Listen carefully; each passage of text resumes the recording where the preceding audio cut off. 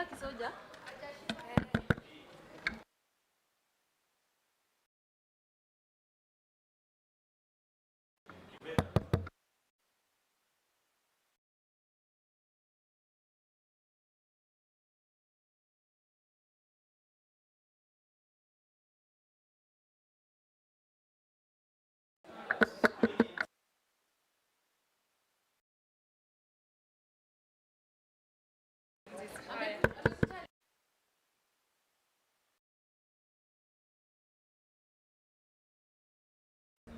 Sometimes you feel like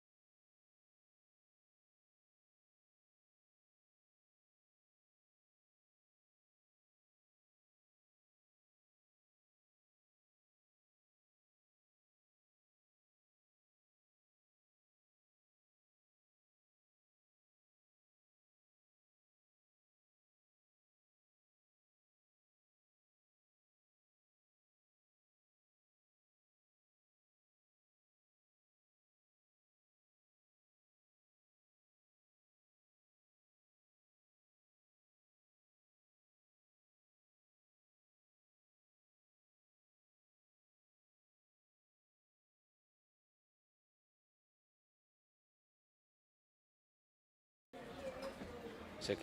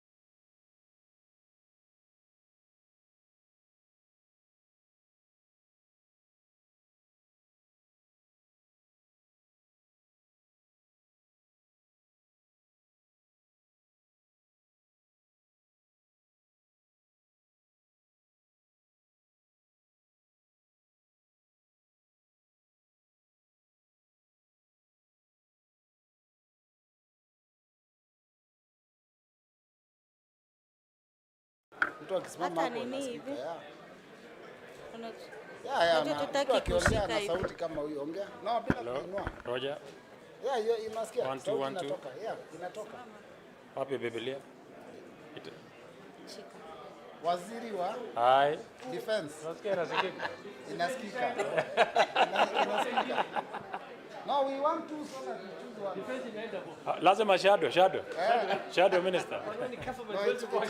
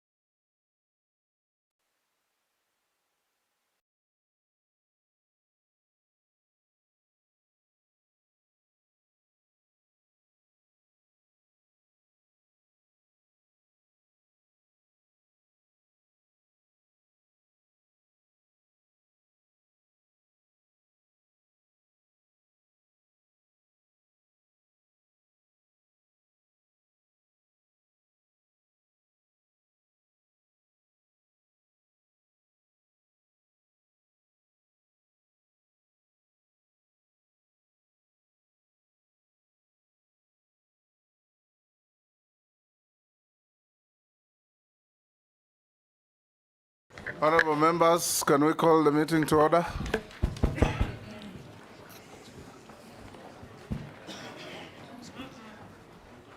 Bring in the nominee.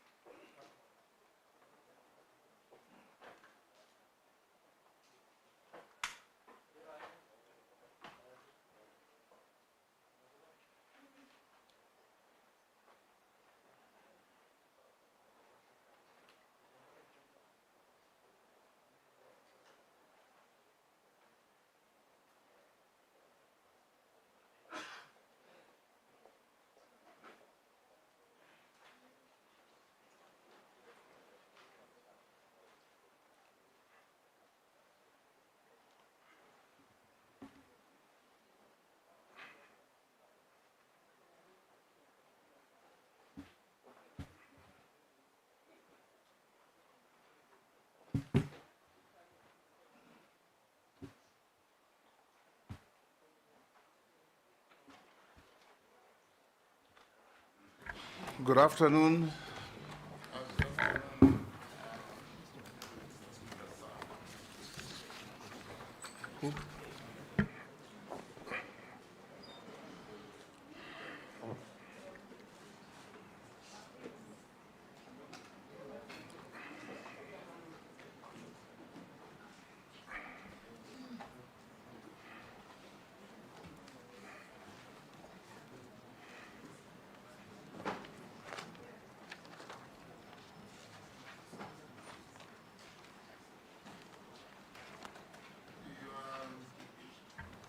Davis Kimutai Chirchir, EGH. Good afternoon, Mr. Speaker, Yes. Chairman. My name is Davis Kimutai Chirchir. Thank you. Welcome to this parliamentary committee on appointments. You have the luck of appearing before this committee for the second time in 2 years. We are a committee of the National Assembly, constitutionally and statutorily mandated to conduct hearings on suitability of persons nominated by His Excellency the President to hold offices of cabinet secretaries. I'm the chairman of this committee. On my right is the Deputy Speaker of the National Assembly, Gladys Bose. On my left is our Deputy Clerk, Jeremiah Ndombi. I'll invite members of the committee to introduce themselves for the record, starting with Honorable Naisula. Naisula Lesuda, MP Samburu West. Junet Mohamed, Suna East. Nelson Koech, Belgut. David Kosing, Poko South. Gikaria David, Nakuru Town East. Mase Mary, Teso South. George Gitonga Murugara, Tharaka Nithi. Owen Baya, Kilifi North. Robert Mbui, MP Kadiani. Stephen Mule, MP Matungulu. Dido Rosso, Saku.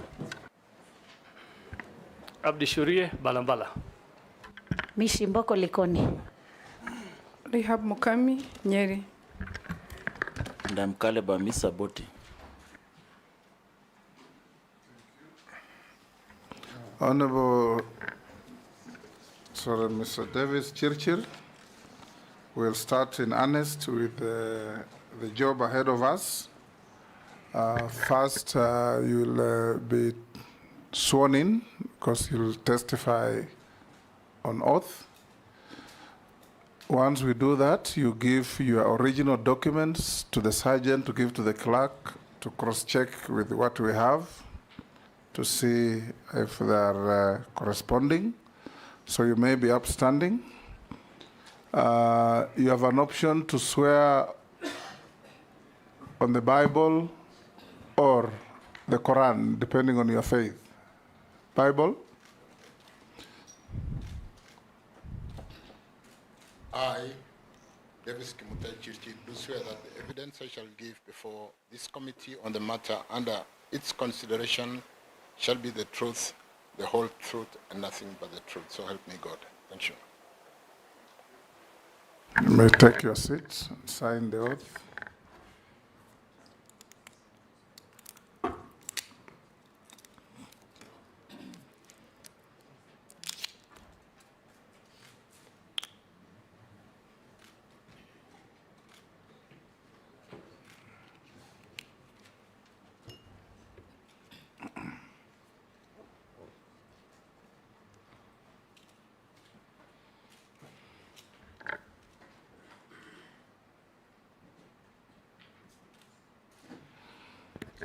Yes, Mr. Chirchir, for purpose of these proceedings, many members will be referring to you as nominee because that's what you are. I'll invite you to give us a brief introduction of yourself, your name, educational background, working experience, key competences that make you think and feel suitable for the appointment to cabinet.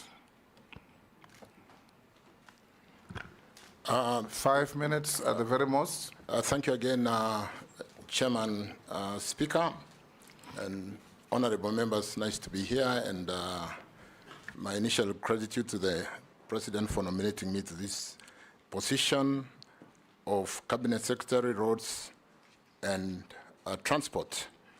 Mr. Chairman, let me fast forward. I graduated in the year 1985 with a degree in physics and computer science from the University of Nairobi, and thereafter went into telecommunication industry, where I joined Kenya Post and Telecommunications and worked as a teletraffic engineer after a 9-month course at the then Central Training School, where I learned the intricacy of managing traffic going into the various routes across the whole world, dimensioning, congestion, and things like that. Subsequently, I did rise in that position to the level of general manager, where I managed the ICT, Information, Communication, and Technology.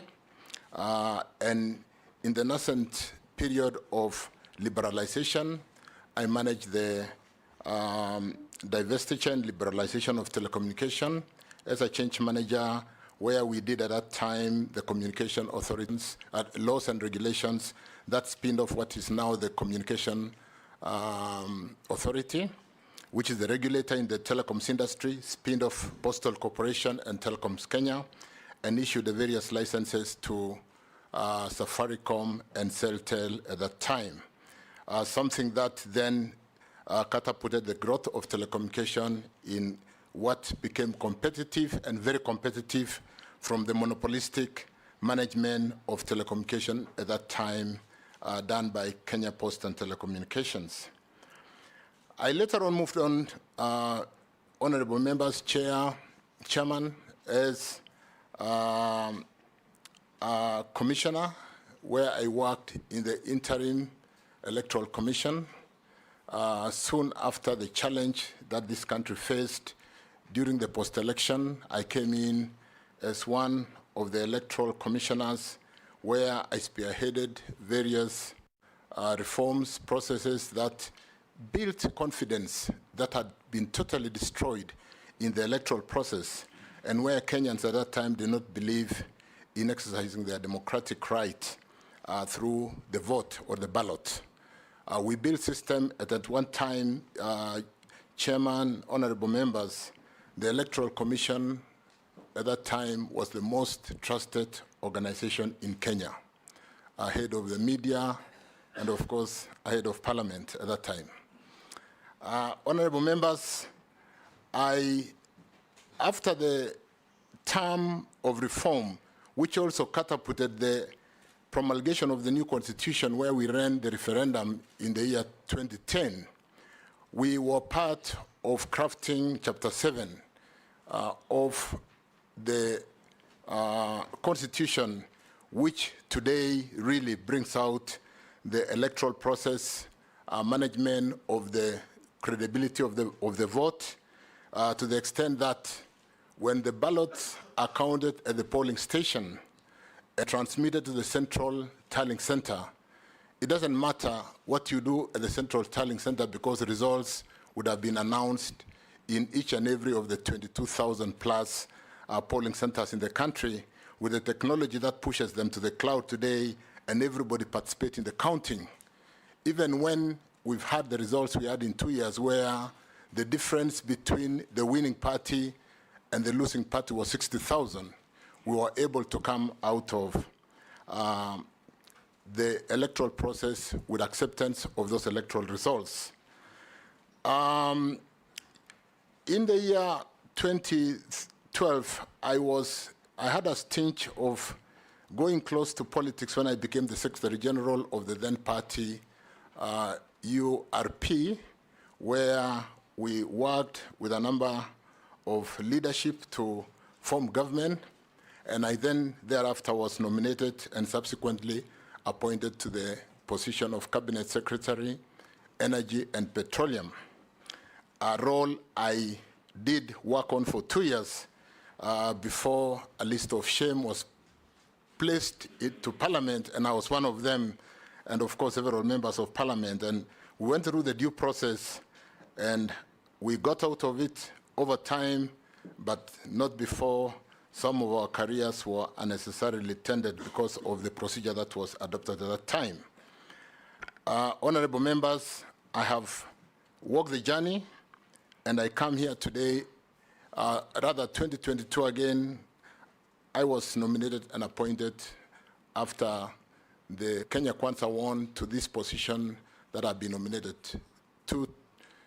I was nominated to the position of Cabinet Secretary, Energy and Petroleum, and I did serve in that position until the 11th of July, when the entire cabinet was dismissed. Honorable members, I have done some significant work in my career, in my journey, in terms of creating and adding value to this economy, in building systems, and I have legacies which I do pride of today. And today I stand before you, I sit before you as a nominee for CS, roads, and transport. Let me leave it at that for now, Honorable Speaker. Yes, that will do. We'll now invite members to file questions to you, starting with the Deputy Speaker. Thank you, Honorable Speaker. Allow me to question Mr. Davis Chirchir, the nominee, on where he served before, his immediate former position as Minister of Energy, and also to question him on where he's going, which is the Ministry of Transport. So, Mr. Chirchir, you are at the Ministry of Energy and Petroleum. You know very well that one of the biggest complaints Kenyans had was that the cost of energy, that is petroleum products and power, was extremely high. I think then we'd be interested in knowing what are some of the interventions that you made during your tenure to try and mitigate this. Then where you're going now to the Ministry of Transport, where two things that are really big that are being spoken about in that particular ministry. One is that is the cost of building our roads. I know that before the finance bill collapsed, the discussions were that to do the entire road network, almost 1 trillion shillings is required or more. And then also there's a lot of unpaid bills. That's some of the issues that were brought before Parliament for contractors who have built our roads. So what are the interventions you will take if you're confirmed for this position of Minister of Transport? Are you going to look at joint concession roads and so on? And lastly, on the big elephant in the room, Kenya Airways. Now that you're going to the Ministry of Transport, if confirmed, that will be also an issue you'll deal with. Kenyans would like to know how you intend to deal with Kenya Airways. Are we going to put more money and seeing losses, or is there a way of dealing with it, or should it just be sold? We are interested in knowing what your views are on that. Thank you very much, Honorable Speaker. Nominee, go ahead. Thank you, Deputy Speaker Gladys Boshole. Good question on what we've done and achieved as a country to bring down the cost of energy to where it is today. Let me start, Honorable Chair, by saying when I checked last, and then because of the concern when our president was going to the space to talk to the Gen Zs, I did check the challenge of power and what we need to do to be able to address the cost of doing business in this economy.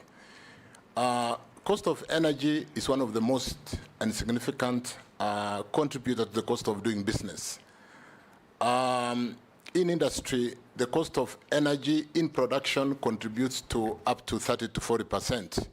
And therefore, a country cannot be competitive if the cost of energy as a unit cost of production is significantly high. Chairman, honorable members, the energy portfolio is a very interesting area when I consider to where I'm going, a very structured area. We have a tool we call Least Cost Power Development Plan, which we've just signed off the 2024-2043 Least Cost Power Development Plan, which articulates the building blocks and how to match demand and supply. What happens, Honorable Chair and members, is that every bit and piece of energy that is generated is paid for by the customers, whether we sell it or not. So we don't generate power which you don't need. We have to ensure that we match the demand and the supply. And because the demand side can grow suddenly while the supply is built over 3 years, there's got to be very good planning. As we speak now, we are planning for power for Kenya for 2027, 28. In fact, those are the power plants which we are currently building in Olkaria, in Kiambere, Kamburu, Solar, and so on and so forth. In MATIANG'I, in Nakuru, we are currently building power plants. And what we did to basically get down to the question to address the cost of energy is to really ensure that the energy mix in generation, we do generate power from solar, from wind, from geothermal. Those are the three cheapest cost of generation, including, of course, hydro. And the most expensive generation is from thermal. And during times of drought, we run thermal more because the hydrology would be low.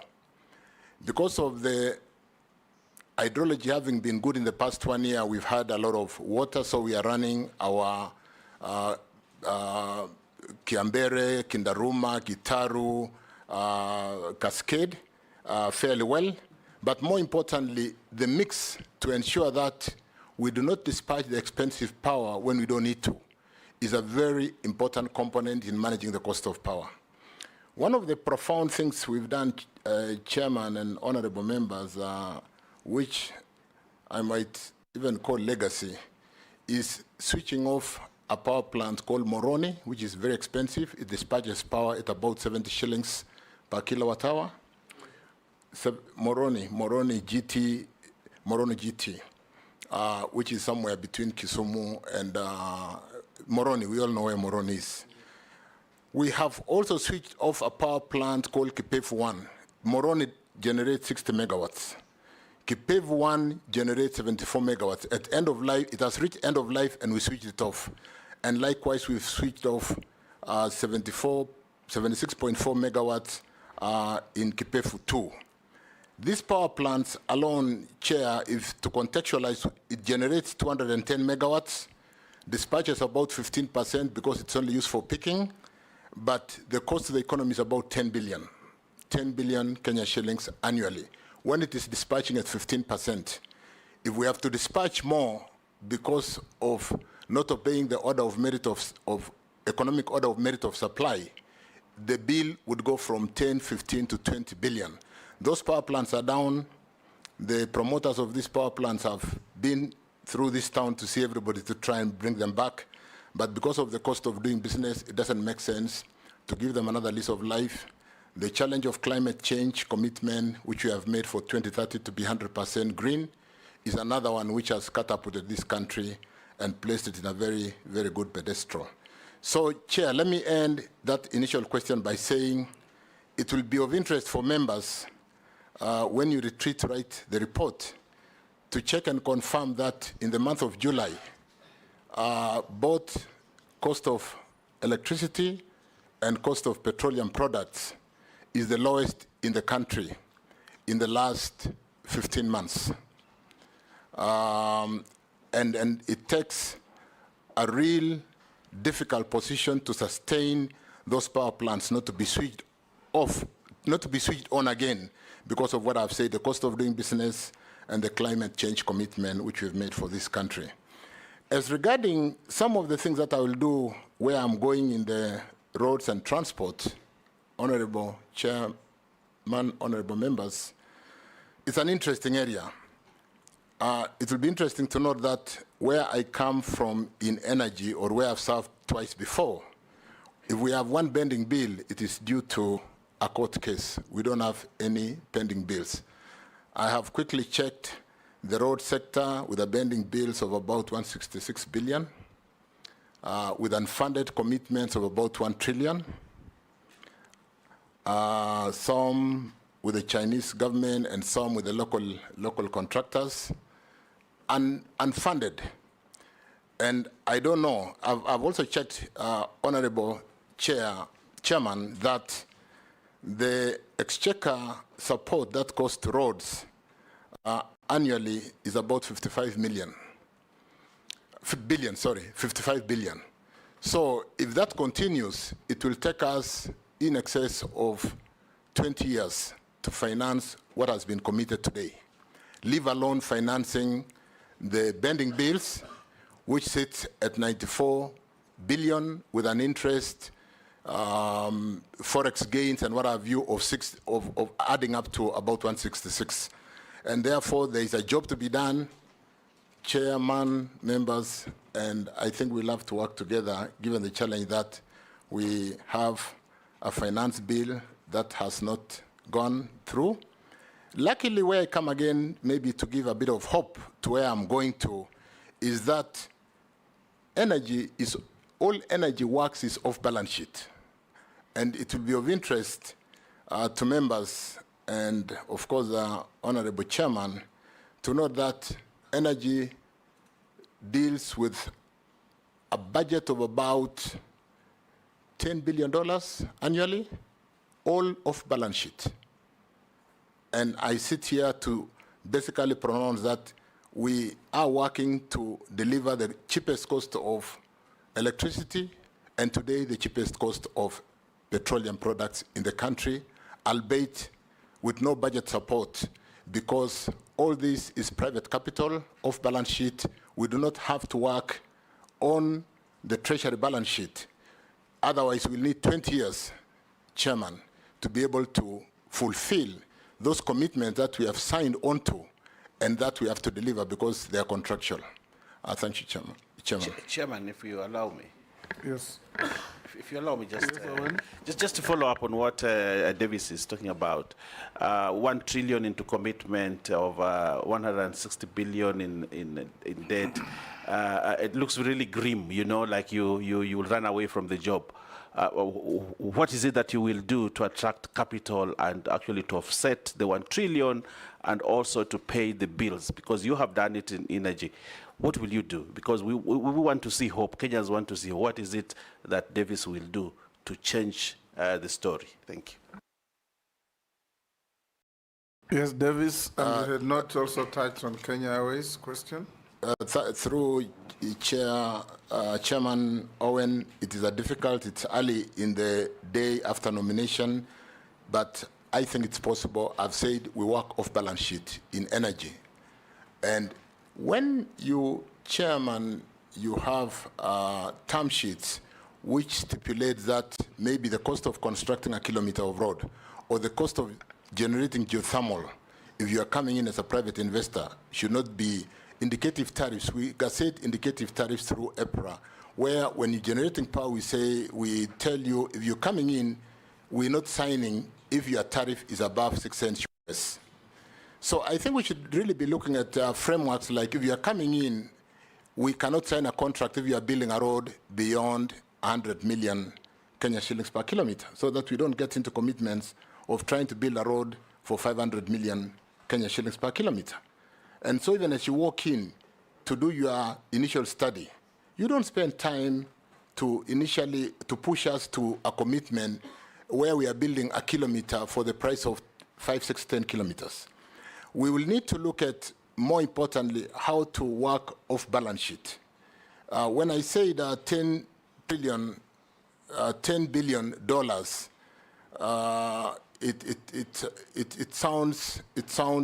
it sounds crazy. But petroleum alone, which comes into Kenya today through the OTS or the current G2G at about 740,000 metric tons annually, cost the economy some 6 trillion, crazy numbers. I mean, I just need to refer, $6 billion US dollars annually. And we do not have a time when the country is dry. Even at the peak time of the tightened monetary policy, when the Fed went into 5.5% interest and the interbank rates were crazy and there were no dollars in the industry, we did not run dry because we do not have to rely on the Treasury to help us to bring these necessary products to drive the economy. So we'll be looking together, honorable members, at how to resolve this challenge. It's a big challenge. Raising a trillion Kenya shillings to build those kilometers of roads where commitment has been given.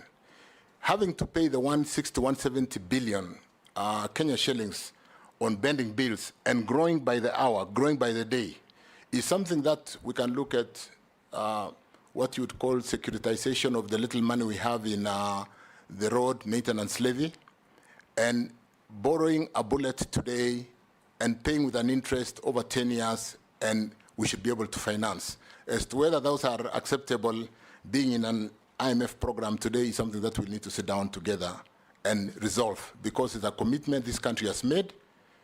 We'll have to address it. Thank you. Point of information, Speaker. Small point of information. Yes, President. This might be beneficial to the nominee, and I think I agree with him. The proposal of getting resources securitized by our instruments, which is, for example, fuel levy. In last Parliament, when I was chairing transport, Honorable Speaker, we actually proposed, and we have actually a legal instrument. We have the law, so which means the nominee might want to exploit that opportunity, Honorable Speaker. Thank you. Yes, the Deputy Speaker is saying you have not touched on her question on Kenya Airways. Thank you. Thank you. Sorry about that. Kenya Airways is another interesting investment, which you do know that we all love to have our Kenya Airways, and I think we should continue to have it and promote it. Kenya Airways, as we speak, and for the short time I've been preparing to appear before you, I do see Kenya Airways running a system that needs a lot of support, and where the Kenya government, I think to date, has given support to the tune of 600 billion Kenya shillings to be able to stay afloat, given the negative cash capital, negative cash capital that they are operating in. Chair, I think the reforms at Kenya Airways, starting from the needs a lot of communication and ownership by the employees of Kenya Airways, and we're going to sit down and get them to understand that it's a problem that must be sorted out internally. The CBA, or the negotiated terms, and holding on to them when somebody else is having to pay your bill, is something that we'll really need to sit down as an enterprise, as Kenya Airways, and address. I've also seen Kenya Airways having a portfolio of flights that may not be suitable in the Embraer, which do not have the kind of bottom belly to carry the kind of luggage. And therefore, the first option when you're flying out or flying in, because of the way we carry 20, 30, 40 kilos, is not to fly Kenya Airways.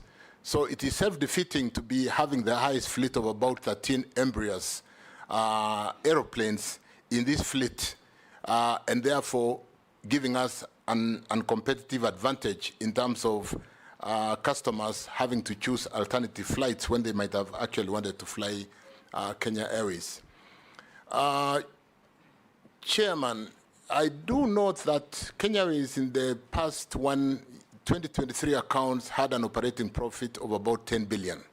We'll need to look at what they are doing right and build on that. Possibly take out some cost out of the system, because there are costs which we really must remove to be able to allow them to come out of the challenge they currently face. But more importantly, if you look at the 600 billion government support in Kenya Airways, and the fact that Kenya Airways today the Kenya government owns about 49%, 48.9% of Kenya Airways. It will be, if we really kind of allowed government to pick more shares out of that 600 billion, government will go to a shareholding structure of about 80%. I think we need to bring in a partner.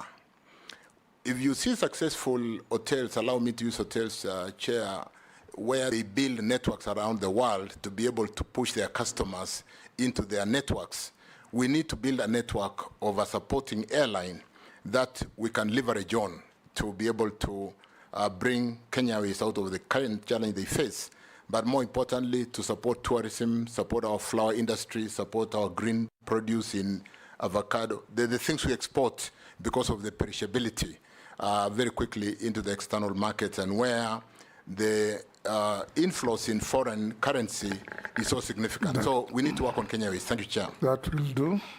Majority Leader. Thank you, Mr. Speaker.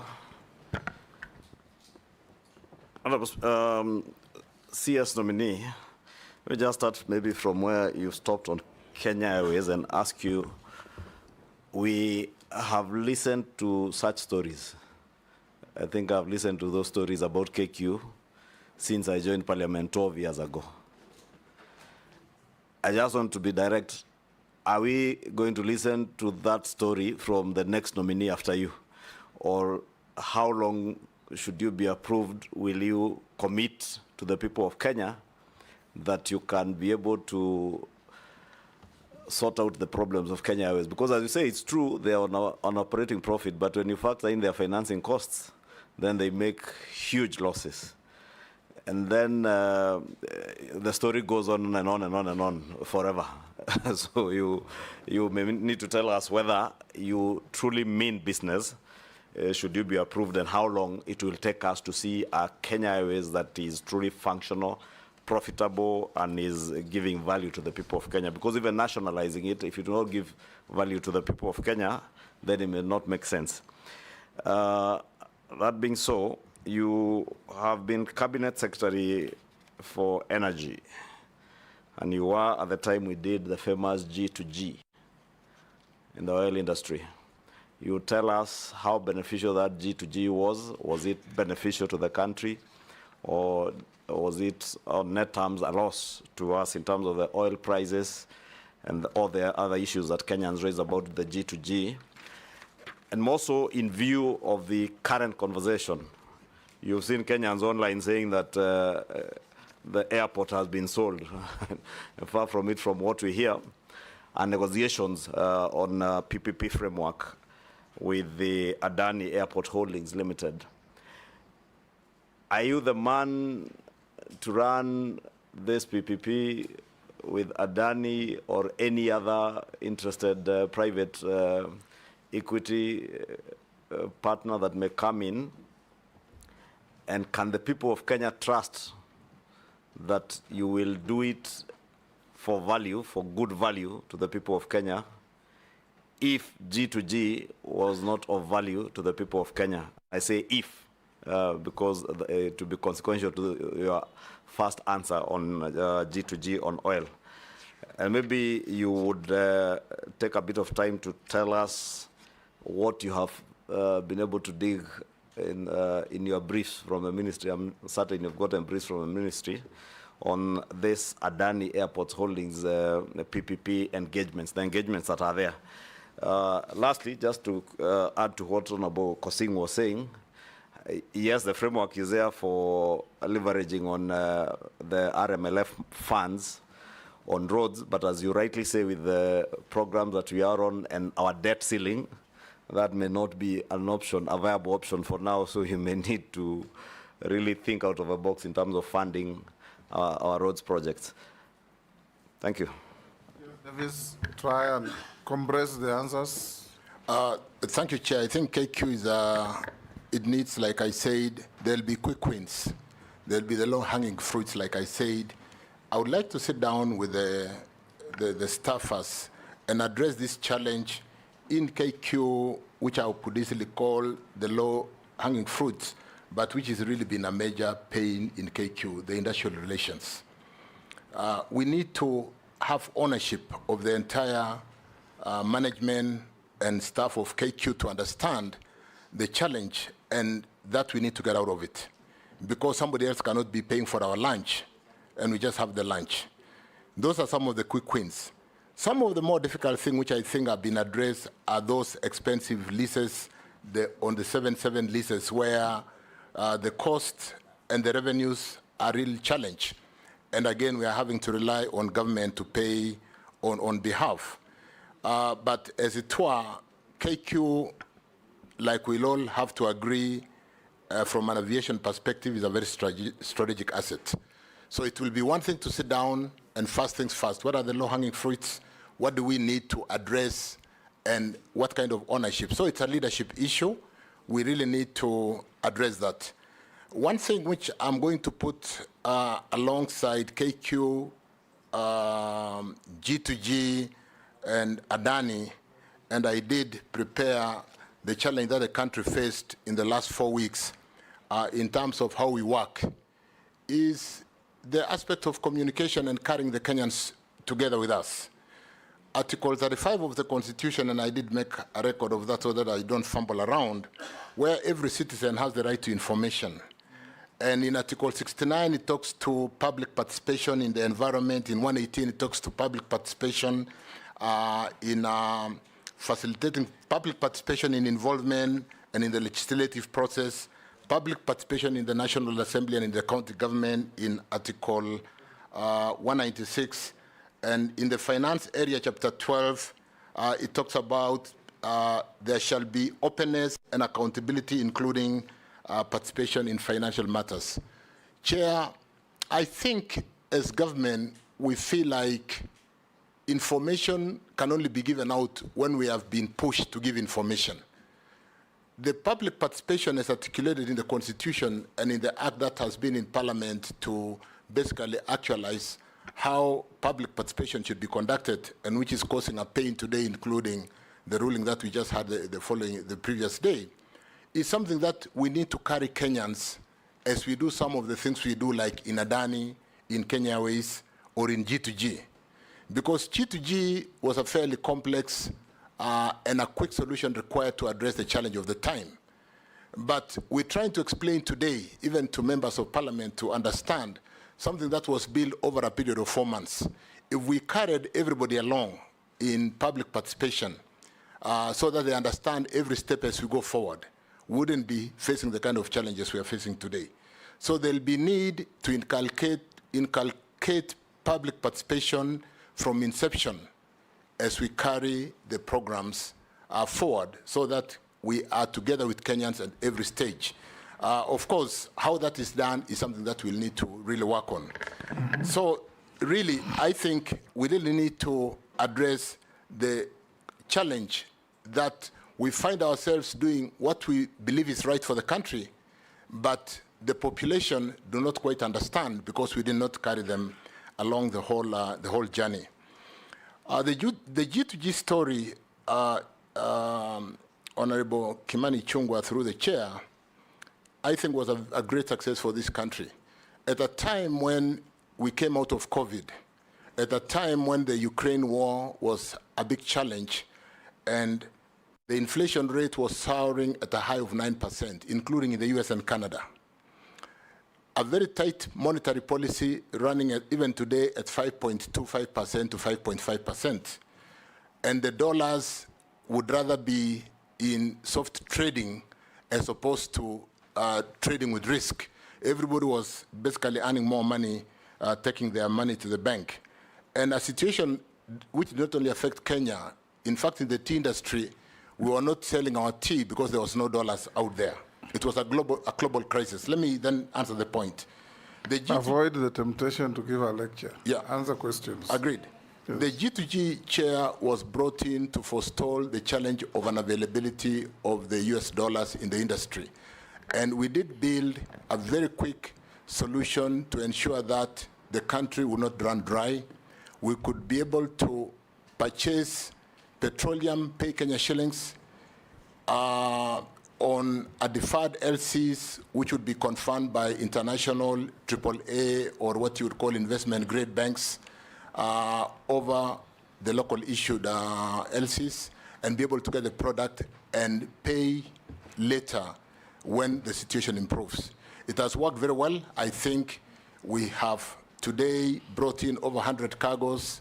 We have in-account dollars in excess of $3 billion over this. And I think today, if not for G2G, like when we went to elections, Chair, in March, April, May 2022, MPs will recall carrying jerry cans around the country looking for fuel to run their campaigns because there were no dollars to buy petroleum products.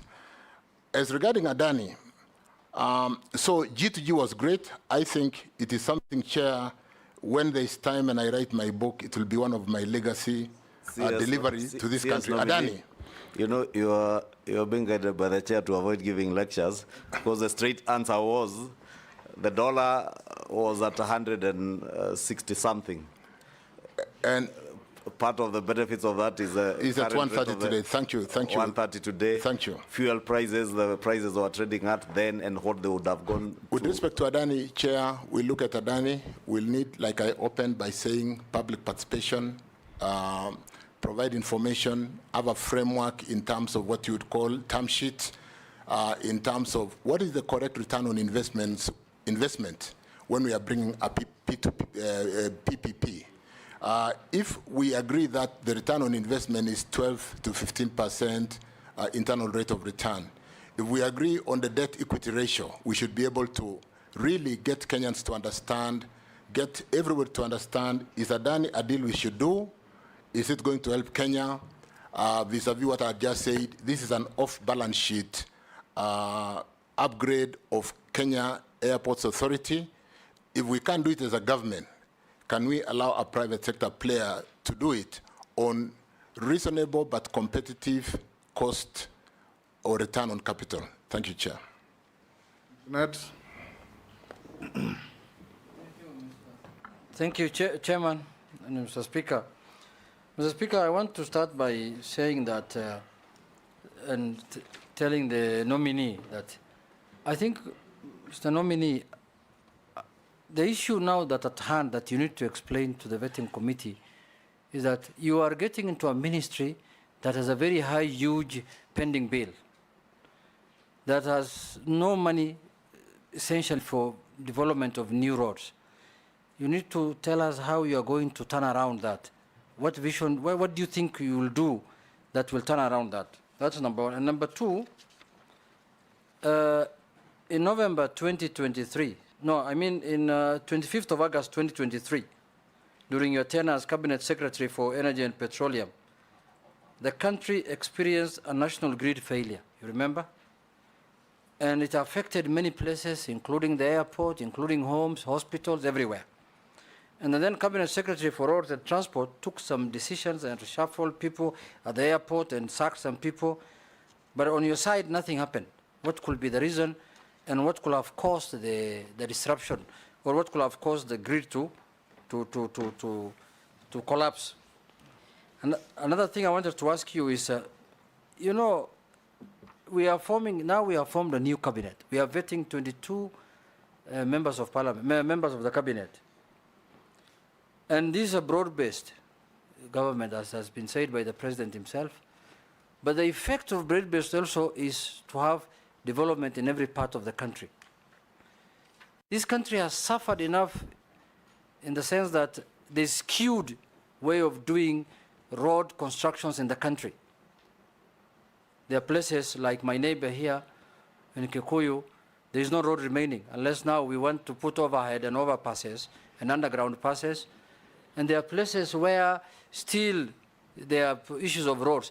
What criteria will you come up with? Honorable Speaker, you need to protect me from my colleague. He can't say there are no roads remaining in Kikuyu when there are actually no roads in Kikuyu. You'll be protected. Thank you, Mr. Speaker. Ask your question. Mr. Speaker, so I was asking, what criteria are you going to come up with so that roads net distribution is done in an equitable and fair manner? Lastly, there was a road that was supposed to be dualed from, I don't know, here, Kabete or somewhere in Nairobi here, all the way to Rironi. all the way to Mount Summit Junction. And that is where, as we go, every weekend, what is the status? There was an agreement with the French government, but it has never taken off. So, Mr. Nominee, those 4 issues, if you explain, Yes, there is. then you may get a good report from me. Very quickly, for the unfortunate blackouts in the network, Chair, I do note we have had a number of blackouts which we have addressed and categorized into quick solution in short term, mid term, and long term. Whereas we have generated enough power because it is done by the private sector or off-government balance sheet. And the energy sector is totally unbundled in terms of generators, transmission, and offtake, or what you call the buyer market in KPLC. The transmission network is financed by the exchequer, through the exchequer. And with the inadequate financing of the transmission network, most of the challenges that we saw in the blackout was transmission in nature. Chair, we have 2 very specific challenges in Kisumu, Moroni, Chemosit, a network which links to Bomet through Kigati to Awendo, Homa Bay and Awendo. And that transmission network gets overloaded. When a system is overloaded, it drips to secure itself, just like the circuit breakers in our house. When it sends a fault, it will drip. So the drip, due to an overload, became a challenge. We have seen secured funding to get an alternative routing to get more power from Olkaria through Narok, Bomet, Awendo, and Homa Bay. So that the contractor will be on site shortly. We got a funding from Africa Development Bank and address that challenge. The other challenge that has been dripping the country, and where we occasionally, for those of us who live in that region, do pull out feeders. Pulling out a feeder is load shedding. And so a few areas would be load shedding to ensure that it doesn't drip the whole country while we build this network very quickly. We've had a challenge in Takwel, a place called Ortum, Kitale, where we did put some 3 solar plants called Alten, Selenkei, and what happened is those solar plants caused a network constraint. And so we've not been dispatching Takwel because of the take-or-pay challenge of delivery of power into the system. Chair, that has since been resolved. We have gotten the transformers into Otum. Otum is in some place in West Pokot there, and we've gotten the transformer to Kitale. And the network constraint, or the congestion of having to transmit more power through a line, has been resolved. We are also working on something called, to be able to manage voltage stabilization. We are working on STATCOMs on the Ethiopia-Kenya line to be able to address the voltages so that we do not have this intermittence and a network disturbance which causes a blackout. And so those are being addressed. Unfortunately, they belong to Ketraco, where they are addressed through the balance sheet, but that is being addressed, Chair. With regard to... Point of order, Chairman. Yes, Mary. I have not heard him mention Busia and Kakamega, because blackouts cut across. Actually, you cannot even put a business in Busia, because you persistent blackout. So mention something about Busia and Kakamega and Bungoma. Allow me, Chair. Yes, Chirchir. Chair, I should have possibly said west of Kenya. Call me Speaker or Chairman, not Chairman, Chair. Chairman, yes. This challenge is really characteristic of most of west of Kenya. You know, most of the generation is in the Seven Forks. It's a nightmare. It's a nightmare. Yeah. But with the construction of the line to carry power from Olkaria direct to west of Kenya, a very good capacity line, that problem will be a thing of the past. That's being done. When will it be ready? Another 18 months, but what we are currently doing, we have got mitigation. We've built a line from Sondu through Awendo to be able to deload Chemosit, Kigati. So there's a lot of work being done. And let me say this, Chair. He's sitting on a chair. I'm sitting on a chair. I'm not a chair. Mr. Chairman. Yes. Mr. Speaker. Yes. Let me say this. Yes. Since I came to the Ministry of Energy and petroleum. We've been working on the critical projects which had been started rather than the appetite of starting new projects. These have been historical challenges. We are sorting them. Whoever comes, my colleague who comes to the office, there are ongoing projects as we speak today. We are accelerating them because of that challenge. In fact, to put lives to the number of load shedding, occasionally on a day-to-day basis, we are load shedding up to 140 customers to be able to remove the overload on the line. So conscious of that, including hospitals, including industries, factories, the tea factories. Conscious of that, Chair, we are working around the clock to ensure that we deliver this in the shortest possible time. Point of order, Mr. Speaker. I'm not asking a question, but Mr. Speaker, looking at the time, only 3 people have asked questions, and we're almost an hour. So if the nominee, please, could just be short and precise. Going forward, nominee, when you ask a question, just answer it. Are you selling Kenya Airways? No. Are you pumping in more money? Yes or no. Then we make progress. Let me now start from this side. Why don't I finish Junet? And I'll just, 30 seconds. Rironi Molo was concession to the French company. I think the pricing, again, is what I called a term sheet. We'll relook at that and be able to bring the cost right, possibly do what we must do to deload or congest that road. It's a matter of priority to be able to move traffic to west of Kenya. The road construction, what criteria will we use? Chairman, I introduced my formative life in traffic engineering, and we'll need to do more of really ensuring we look at traffic, we look at opening new areas for economic purposes. Think about the Lapset. It is a new development corridor. You may not need traffic to open Lapset because we need to shift development to a new development corridor. And so we'll use all those kind of clustered frameworks to be able to open this country, working with the members of parliament, like I've worked with most of you on the last mile, to be able to open this country. Thank you. Good. Let me start from Robert.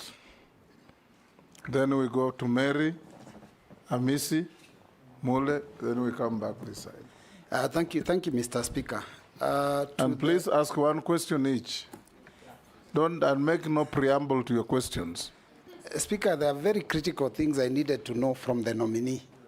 So first and foremost, the road maintenance levy that was introduced recently from 18 shillings to 25 shillings by EPRA was done, in my opinion, without reference to the National Assembly. And despite also the fact that Kenyans, when there was public participation, they said no. I would like to hear your opinion about that. And there's some clarity on the G2G deal. Why was National Oil Corporation of Kenya involved?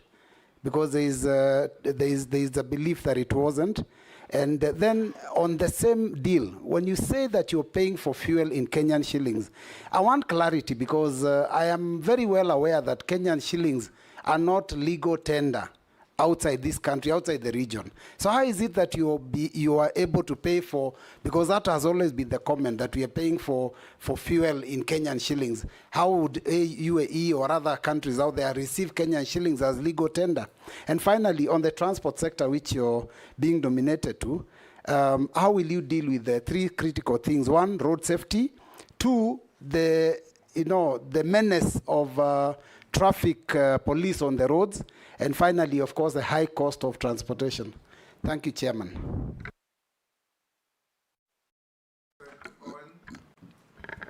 Swali moja.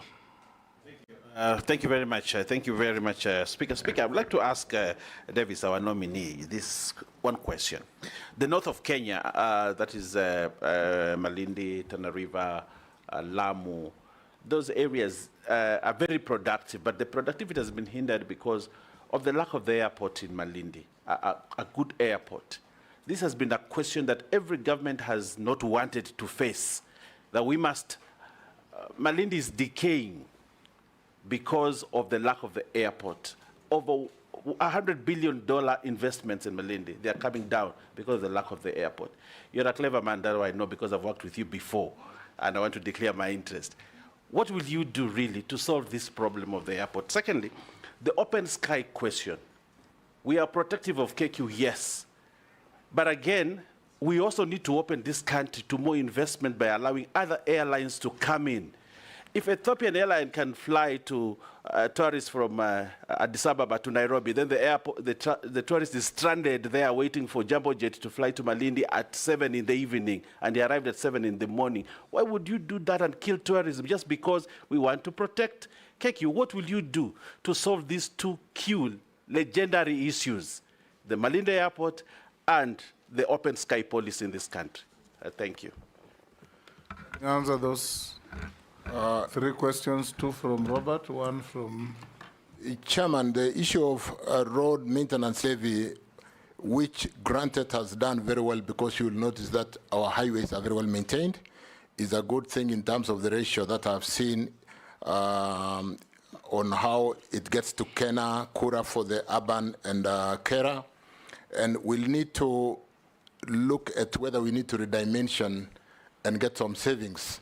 Are we over-providing? Are those percentage distribution frameworks supporting? Because whereas the road development does not have any revenue because we rely on the exchequer support, can we be able to, in line with what I said earlier, having to get more of off-balance sheet road development in an area where we'll be together looking at a policy on tolling, road tolling, so that you pay as you use.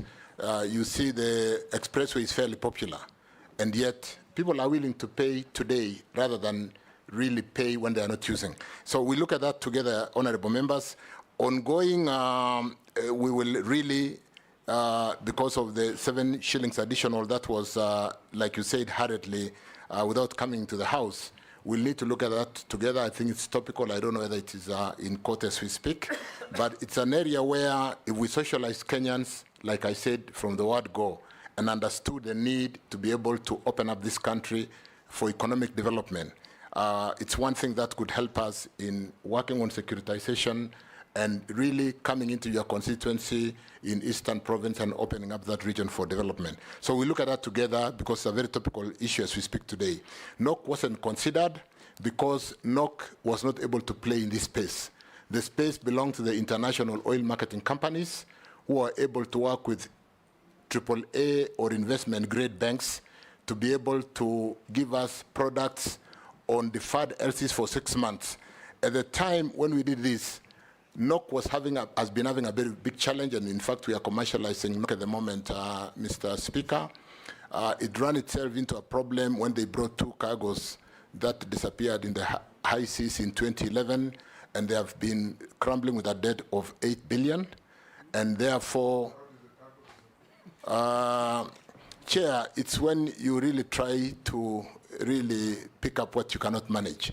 So the international oil marketing companies were allowed to appoint local OMCs companies who had a relationship or accounts with them to be able to offtake the products in Kenya, because the trade finance is a bit of a complex area, because this is really employing trade finance to be able to take products today and pay 6 months later. Pay in Kenya shillings today. In the meantime, because the dollar accumulation was very tight, buy the dollars in a structured form where KCB, Standard Chartered are the only people going to the market through central bank, with in a very structured way. We had a committee called TRIMCOM, Treasury Risk Investment and Management Committee, which meets every Wednesday. And therefore, we had a very structured way of taking the shillings and going to the market from the 120th day to buy in a structured way, so that we also removed the interbank rate, which had gone off completely. So NOC was not included. They could not play in this space.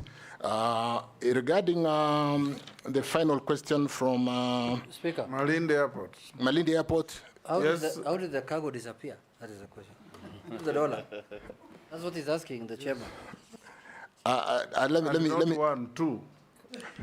Let me mention that. Let me come to that. The traffic, the road safety traffic issues and high cost of transportation is something with the technology today. Let me just say, I'm aware that technology is being employed to be able to have an intelligent system with cameras on the road, with an electronic wallet that gives you points for good driving, removes points, and be able to eventually even cancel with a kind of fine system that can be operated in this electronic space. We should be able to address. I know there's a project which is already going on. We'll need to review that and confirm. There is an ITS, Intelligent Traffic Management System, which is going to be addressing offenders at junctions and things like that. We look at that together and implement that quickly. Road transportation or transportation then becomes expensive because of the challenges inherent from the cost of fuel, the cost of congestion, and then so on and so forth. Traffic management becomes very important today, where even with Google Maps, you are able to choose the route without traffic.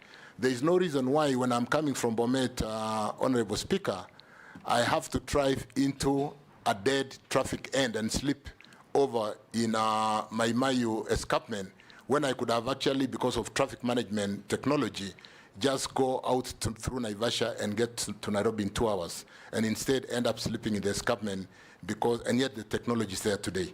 So we'll implement those aspects of traffic management together. Malindi, Mheshimiwa Owen, I know Malindi is passionate. It's a tourist destination. We'll need to sit down and work together and see, like, from a traffic perspective, tourists would rather be flying than going on that narrow road into Malindi. And there's no reason why we cannot sit together quickly and dimension upgrade of Malindi and be able to attract more traffic, but more importantly, look at how commercial that should be so that we do not get into the kind of bending bills that we talk about. Open sky question vis-a-vis the reciprocal requirement as per regulations is something we need to look at together. I do agree with you, but it's happening, it's bound to be happening at a very hard time for KQ when they are struggling.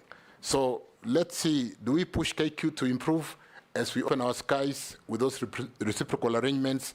Because even if we did a reciprocal arrangement and our flights to those destinations are the Embraer, which are not able, they don't have the belly staff to carry enough luggage.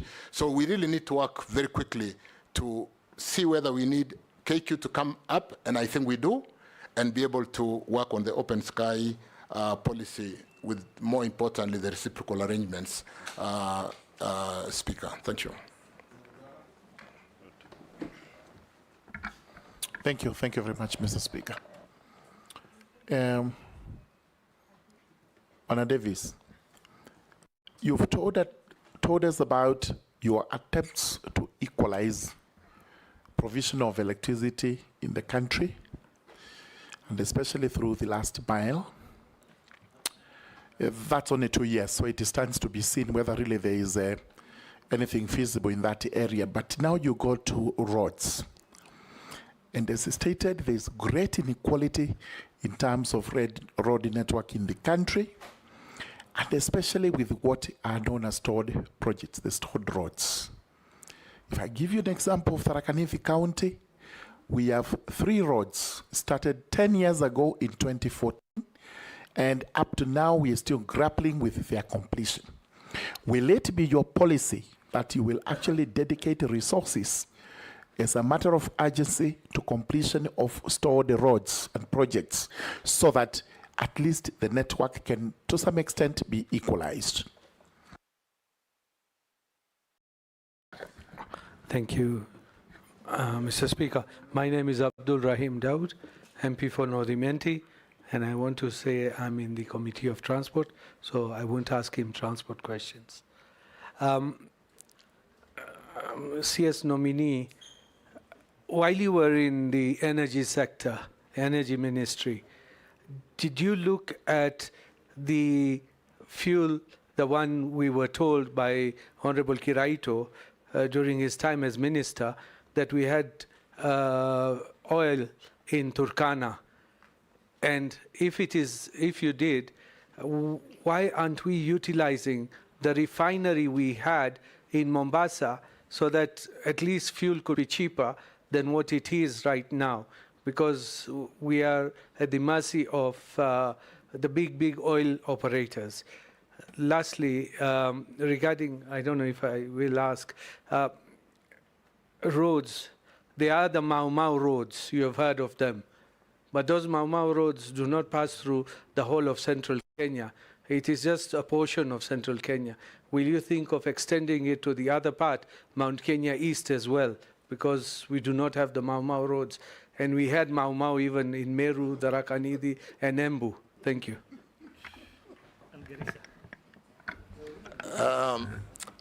Thank you, Chair. Let me start with George Murungaru regarding the note in Menti and the concern of stalled projects in Tharaka-Nithi. We do not have an option. We don't have an option. We've signed contracts. The interest will be piling. The bending bills will be piling. Unless we have a way of exiting, which I think they were considered before they were contracted, we'll have to look for funding solutions. And Chair, like I said, like the G2G, we have to think out of the box. Chairman. Regarding, so we don't have an option. We have to work on those roads. Chirchir, what these members are asking you is, assuming you get favor from this committee, and you are recommended to be appointed to that ministry, what plans do you have to tackle pending bills, other than complain about pending bills? I think that is what members want you to tell us. What innovative ideas do you have when you get into office, if you get there, to get pending bills out of the way and start embarking on new projects or stalled projects? Let me, and very fluid, like David Kosing did raise, we need to look at securitization of the little revenues that we have in the road maintenance levy. Number two, why I say it's very fluid, depending on whether we are able to pull through the debate of the additional, that could be a very good area to fully securitize. If we securitize 7 shillings, and which works to 31 billion annually, and if you were to securitize that for like 10 years, that would be 310 billion. We can do a bullet payment on a pricing of 300 against maybe 250 billion because of the cost of money, and be able to address that challenge today. But again, like I said, it is fluid. We need to sit down together and look at the options. There'll be a number of options that we can look at together. Absolutely. As regarding Rahim's question on electricity, you do know that I had, when sitting in the Ministry of Energy chair, I sat with the county leadership from the various counties in many breakfast meetings, and Rahim happened to have been in the breakfast meeting for. Chair will need to look at how to harmonize the redistribution of resources to address opening. I did write to every member of parliament in May last year, Chair, to look at how many primary schools or public institutions were not electrified in each constituency. With that database, we've been able to allocate money subject to meeting the social obligation of public institutions, so that if you are 100% electrified, Chair, why wouldn't we give more money to Rahim or to George in Tharaka-Nithi to be able to equalize and bring the whole country into an equal footing in terms of electricity or energy for all? We'll do similar frameworks in roads. We'll sit down together and map what we need to do to be able to really push the country forward. As regarding exploration of tallow and the discovery of oil in Kenya, we are at a phase called field development plan. We have a big field development plan that should be coming to Parliament.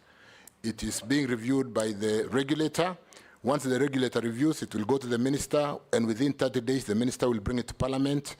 And what the field development plan does, Mr. Speaker, Chairman, is it looks at moving the concessionaire from exploration to production in line with the production sharing contract.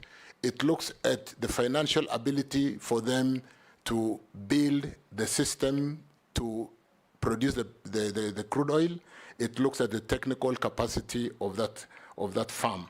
So currently we are reviewing the field development plan, and it will be coming to Parliament in due course to see whether we can move from exploration to production, because there is the risk of, if not properly done, moving the concessionaire and staying in production for the next 10 years. So we are looking at the financial and technical capacity to be able to do that.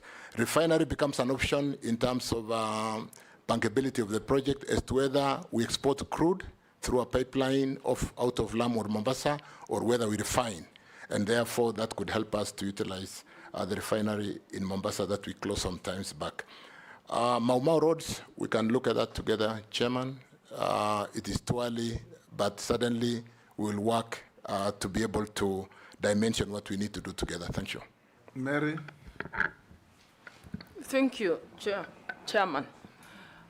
Nominee, in the collapsed finance bill, there was an allocation of 50 million for electricity distribution, 50 million for each constituency.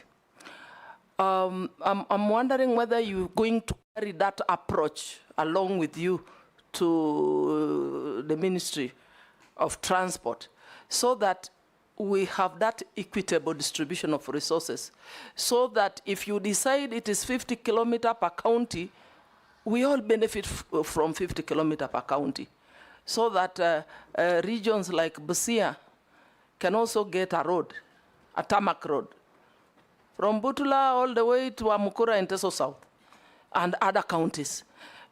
Secondly, Nairobi Expressway was constructed to ease congestion along the highway. But sometime in January, the toll charges were increased. This defeats the purpose for which it was intended. Because now how do you reap from, how do you encourage people to use the highway and also benefit from economies of scale? What are your thoughts on the kind of charges that are being levied on the expressway? Thank you. Amisi? Thank you, Mr. Speaker. You asked for one question, but I beg you, give me two, because the last one is important for me. The first, start with the important one. The very, very important one, Mr. Speaker, is that I come from a constituency that do not have even a single kilometer of road of bitumen standard, and it has been like that since time immemorial. Mostly they say because it has been represented by opposition leaders, but I doubt. 20 months ago, we were here with the predecessor of this ministry, and I did ask him the same question, and he said that in 100 days, I will see miracles. Now it's 20 months down the line. I want to ask you, when do I expect to see at least a kilometer of bitumen standard in my constituency? And it's not just my constituency, Mr. Speaker. It is a program that needs to check that there is equal distribution of road network across the country, irrespective of where the region falls, whether it's in opposition or in the government. But there must be a clear national rationalization program of all constituencies, so that if a kilometer is built in Mombasa, there is another kilometer built in Kitale. We must have that, so that the constituents don't think that it is a failure of a member of parliament, when it is actually the failure of proper program of the ministry. And then the question I wanted to ask, Mr. Speaker, is that our roads and infrastructure are majorly World Bank funded, and IMF, International Monetary Fund. Mr. Speaker, World Bank were financial institutions that started to reconstruct Europe after the war on Europe, after the World War II. There were proper development in Europe before. The purpose of World Bank was to reconstruct Europe after the World War II, including Japan and other Asian countries. Now, it is 80 years since the World War II ended. We are still reconstructing. The purpose of that World Bank is not commensurate to the issues of the global South. In this country, we've never had war, whether it's local, global, even the Mau Mau did not destroy any road. We cannot talk about a fund that used to reconstruct, coming to develop an underdevelopment. So, Minister, you are going to a ministry that is heavily, we know the roads network is capital intensive, but you are going to a ministry that is going to be heavily dependent on the Bretton Woods institutions, whose purpose of establishment is completely different for a developmental path of our country. Do you have any policies of change that will ensure that this country does not continuously depend on external funding loans that are crippling our economy, loans that we are continuously at the yoke of external loans? Which policies are you going to depend on them? World Bank, number one, and the IMF, or you are going to change? And in which way are you going to change? Yes, nominee. Let me start with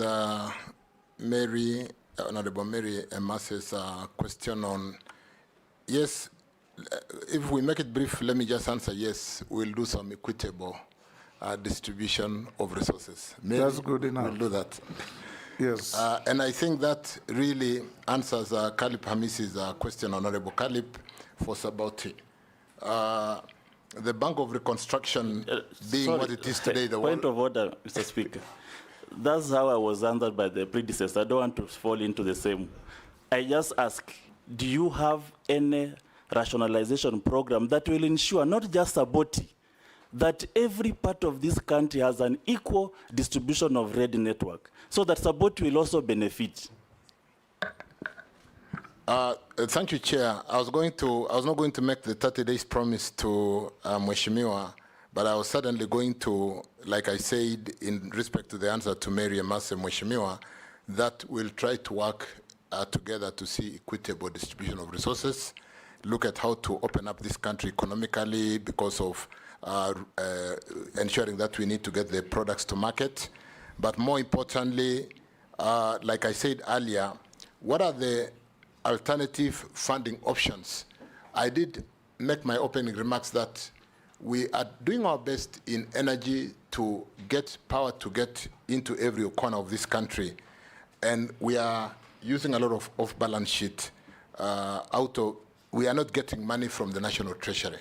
So to the extent that we today are having an unfunded commitment of about $1 billion, we'll need to sit together to be able to look at the resources that come out of Treasury. Are we going to get it to the Ministry of Roads or State Department of Roads as printed estimates, or are we going to work together to equitably ensure that those printed estimates do cover every part of the country? Mheshimiwa Hamisi, I will really want to be a player in sitting down with all the honorable members to ensure equitable distribution. And like you said, what are the options of funding roads? We'll look at that together, more importantly, to ensure that we don't over-rely on the Bank of Reconstruction after the World War. We do have other options. Mukami. Thank you. Thank you, Chair. Thank you, Chair. There is a... Chairman. Okay. Okay. Honorable Okay. Speaker, a point of thank you. information. Yes, Honorable Speaker, allow me to solve this issue of chair and the chairman. And if you go to the dictionary, it actually says that one, as a noun, a separate seat for one person. Secondly, as a verb, a person in charge of a meeting. That I am not a chair. Go on, Mukami. Thank you, Honorable Speaker. Yes. These are, Honorable Waziri, there is a concern from the local contractors. They have raised concern about being overlooked in the awarding of contracts in the roads and transport sector, with the preference often shown for foreign contractors. This trade results in the repatriation of earnings. That means those contractors, the foreign contractors we are giving business here, they are not banking that money here in this country. What specific measures would you introduce to encourage the participation of local contractors and ensure they have a fair chance in the contract award process? Additionally, how will these measures help retain money within the country to boost our economy? Thank you. Nishi, be like your neighbor, one question. Chairman, I have two questions. One is a very short one because it is an ongoing problem which I've just witnessed in my constituency and other constituencies. But Chairman, I don't think it's fair. When you say one question, other people are asking two questions. I'm going to stop her after one. Thank you, Chairman. I've seen my colleague here, they have asked two questions. Dawood, Emase, Amisi, yeah. Thank you, Chairman. Chairman, my first question on the LAPSET project. This project has been a milestone from the last regime and even the current regime. And to me, this is a project where can be a game changer in terms of our economy, be it locally or internationally. Billions of shillings have been consumed, be it for compensation and even building of the port. Currently, what is the status in terms of operationalization in the LAPSET corridor?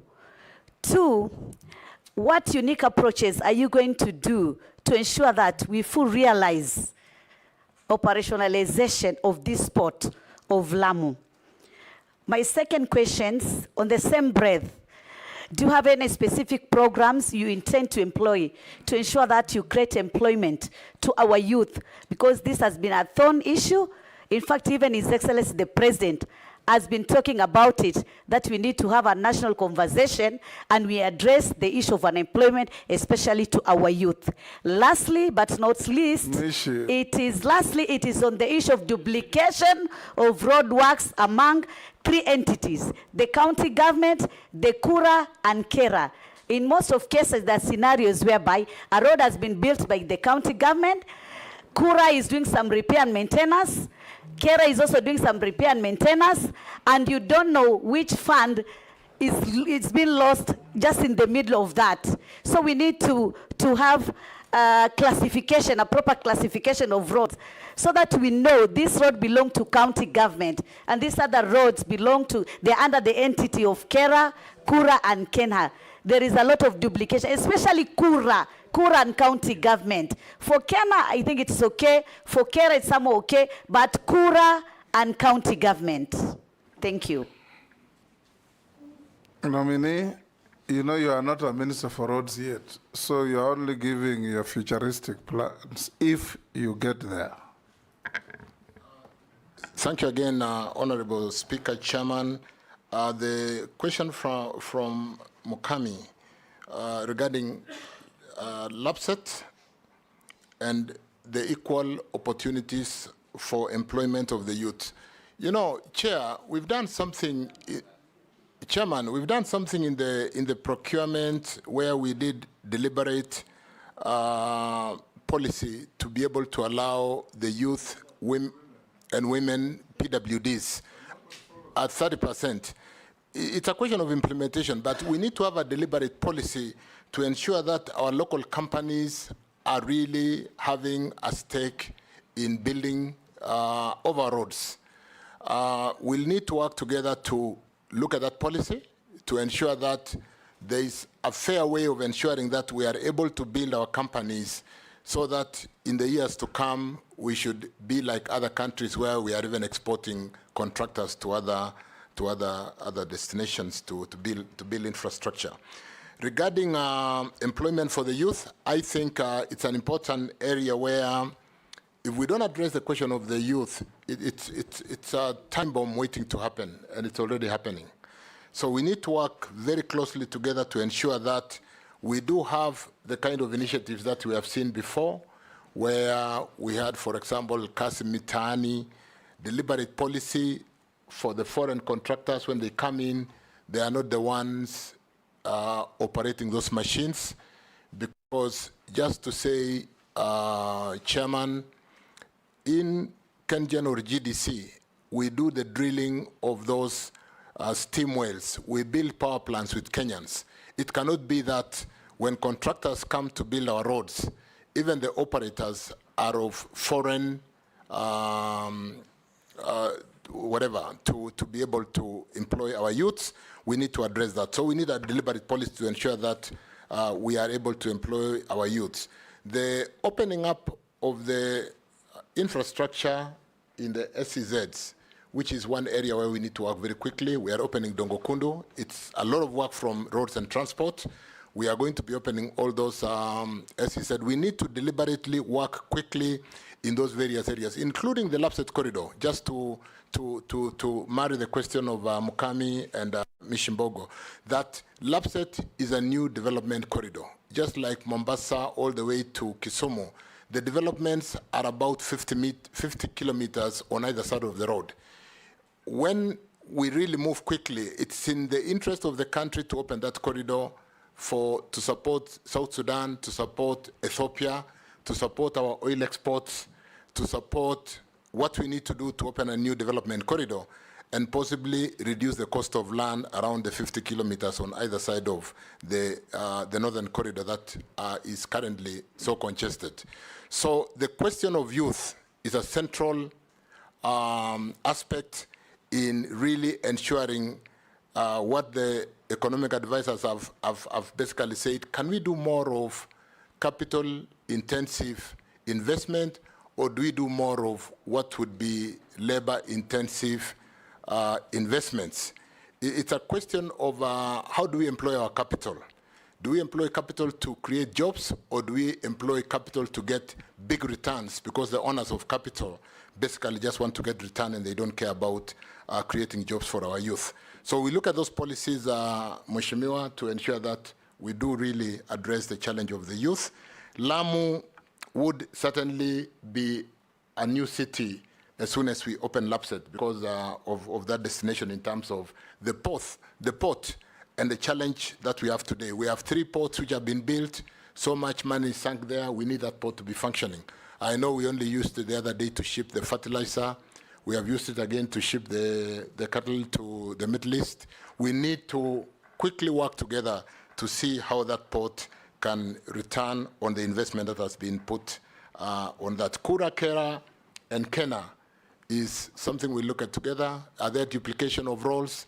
I think in the 47 parastatals that were supposed to be, we are seriously going to be looking, once confirmed, at where there are duplication, we can be able to hem in and cut cost. Thank you, Chairman. Chirchir. Yes, Mukami.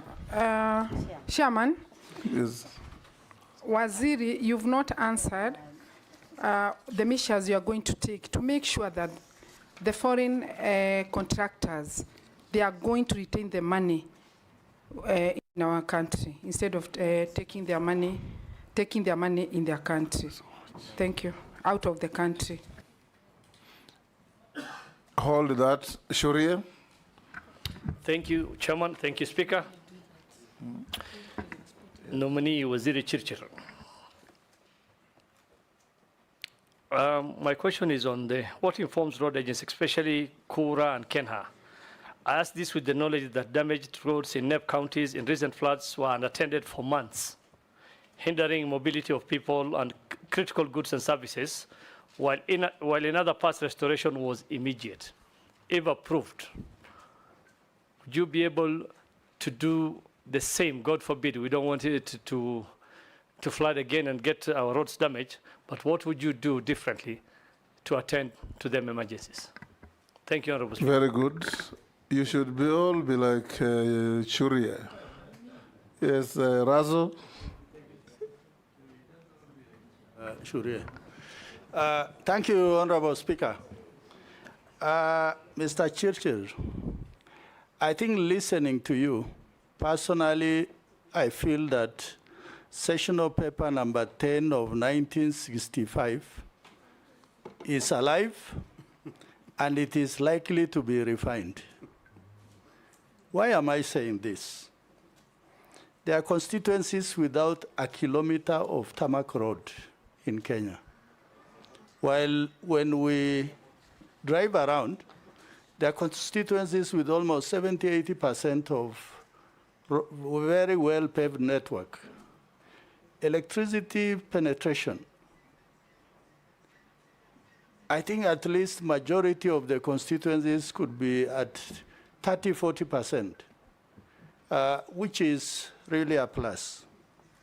So I think you have a big task ahead of you if the House is going to approve your nomination, because road network is everything. It opens up the country.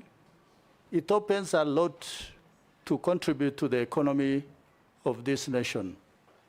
I have two questions. One is on the issue of, yes, I'll ask one question. It is the issue of corruption, particularly in the road sector and also in energy, where the same group of people are the ones who are contractors in one project after the other. If they are not there, the project is not there. So how are you going to deal with that? The other issue is the issue of many towns in the ASAL are still operating on generators. They are not connected to the national grid. It is both expensive and it is also environmentally not friendly because of pollution. Maybe you can say something about that. Thank you, Honorable Speaker. Capital flight, how are we going to address the challenge of capital flight? I think there are two forms on how we can manage this. One, localize a lot of the employment so that the labor is not foreign, where we have capacity, and as regarding really ensuring that the capital expenditure for the construction materials go to construction, it shouldn't be really that the Kenyan policy will not allow foreign investors to repatriate profit, but to the extent that the employment, the workforce is foreign, that is an area we can work on immediately to ensure that we do retain that and use to spur the economic growth in terms of circulation of that money. Surya Abdi, I think really we're going to sit down and work together as to whether we want printed estimates to come from Parliament so that we adjust the implementers because we have shared equitably from the House, or whether you want to allow opening of those areas like Lapset, for example, is a good example. Let me use this, Honorable Speaker, to explain that we need to open a new corridor. We need to open that great fertile area of You've said Kenya. That 5 times. And therefore there is need to take infrastructure to open Kenya. Russell, Saku, you do know that we are moving from Loengalani, there is funding. The project is close to Marsabit. Saku is basically Marsabit, and we are moving to Moyale, coming down to where? To Isiolo. And what we're going to do here... Thank you very much. I think you have said the issue of Moyale and Marsabit. But the issue is, why does it take some things to be done faster in some other parts of the country, but for us, we wait as long as until the cows come home? Is it that we are in the same country or we are in different country, and what applies in one part does not apply to us? In fact, that is why I'm saying Sessional Paper number 10 of 1965 is alive and it is kicking very hard. Thank you, Mr. Speaker. Chair. You are not born when it was written, were you? I don't know whether we should invert the sessional paper and ensure that Lapset will do it. I've just used Lapset as an example to say we need to open up the open areas of Kenya and ensure that we do develop, ensure that we do have electricity, we do have roads, we do have water to be able to move out of the congested development corridor. It's more of a development corridor. I don't think we are going there because of the services. We just want to make the land useful, ensure that we move the population out to those areas. I just did mention in passing, as an example, Leongalani, Marsabit, and Moyale, which is a project ongoing, and we are going to make sure that we do have step-down and feeders to support the people in those communities. Lapset, I think we've talked so much about Lapset. What are we going to do about corruption in roads so that the same contractors are not the same people just winning the tenders all the time? I think it is basically fidelity to the law. There is a procurement process. I go to the ministry, and I'm going to ensure that we do streamline whatever is not right. We do things according to the rules of the game and ensure that we do build capacity. When I reviewed the functions as per the order of what functions do sit in roads, I do see the mechanical transport fund, I do see all those services where we do have the registration of technologists and engineers, and we can really improve capacity of our own local people. There's no reason why today, 60 years after independence, we are not competing with those multinational contractors, to the extent that it's not an EXIM funding, and it's an export credit chairman where they are following their contractors are coming to spend their money. All the local contracts which are funded through the exchequer, there is no reason why we don't have capacity. A similar point, nominee, there's a Kenyan who sent me a message that locals cannot possibly compete with big Chinese contractors for the reason, when you give a Chinese contractor, I don't know if it is true, the government gives them free maram pits, free quarry pits. Sometimes you allow them to bring equipment duty-free. They exempted from VAT. They bring cement from Indonesia and Malaysia, half the price of our cement. How do they compete with locals? Somebody has sent a message for me to ask you, if you get to the ministry, assuming you'll be approved, how will you correct this? Because you can't tie somebody's hands at the back and tell him to fight fairly with a person whose hands are free. Chair, and that's when I said EXIM, you know, EXIM banks are export credit banks which are meant to support the investors or the contractors of a particular country to do business abroad.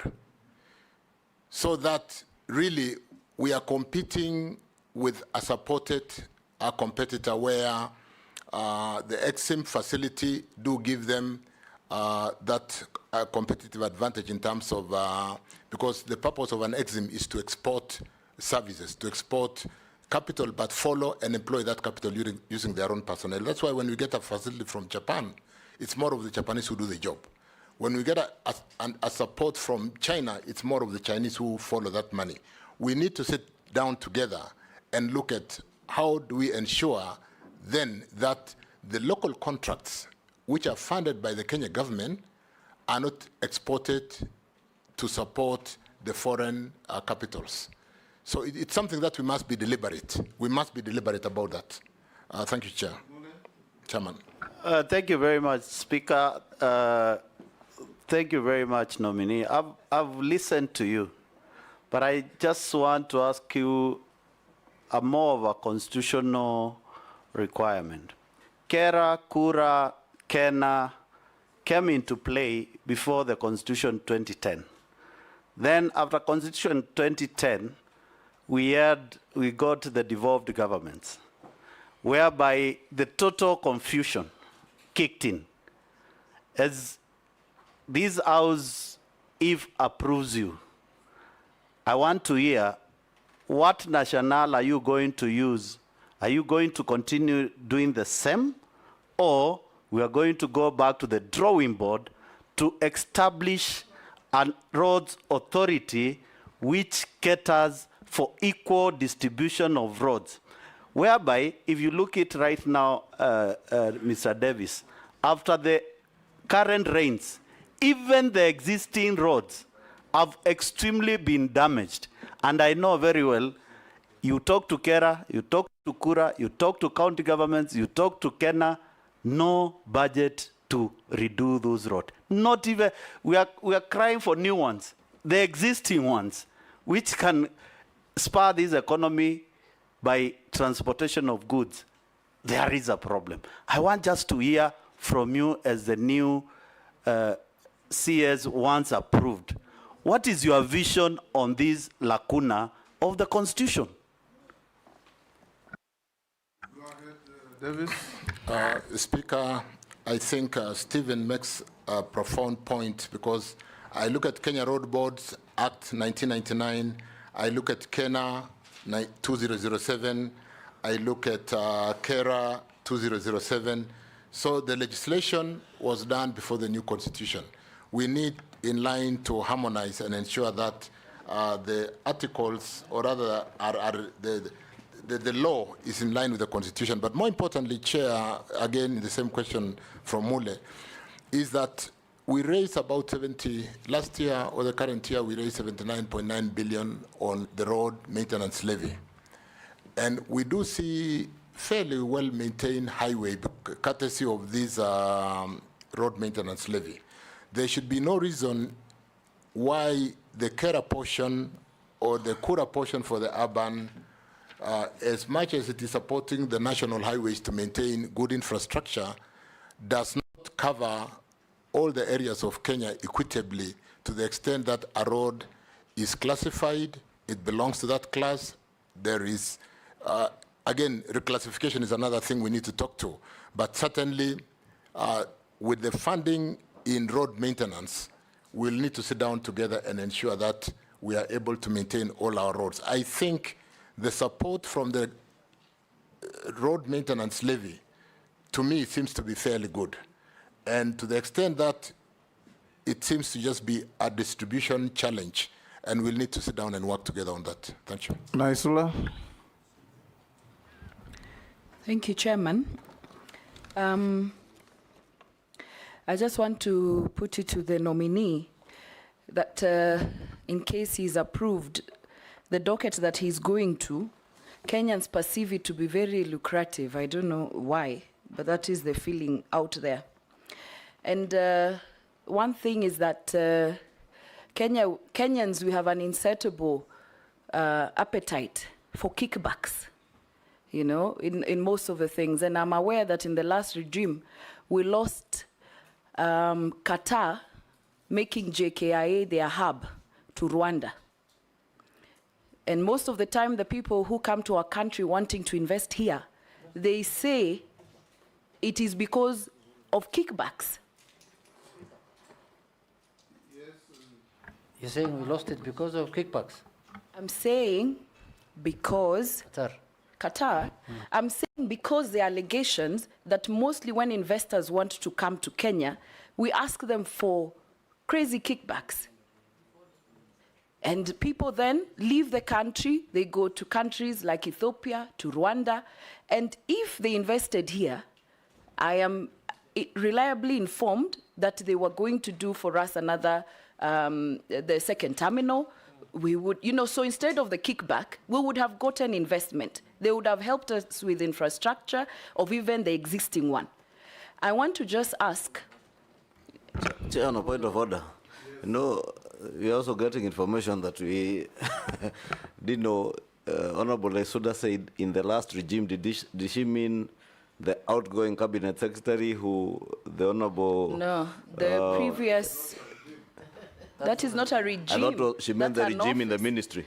No. So is the outgoing, regime. the former regime? Yes. The I know where you're going with that. I am a very objective legislator. Yeah. And so allow me to ask this question. Where you were the chair budget.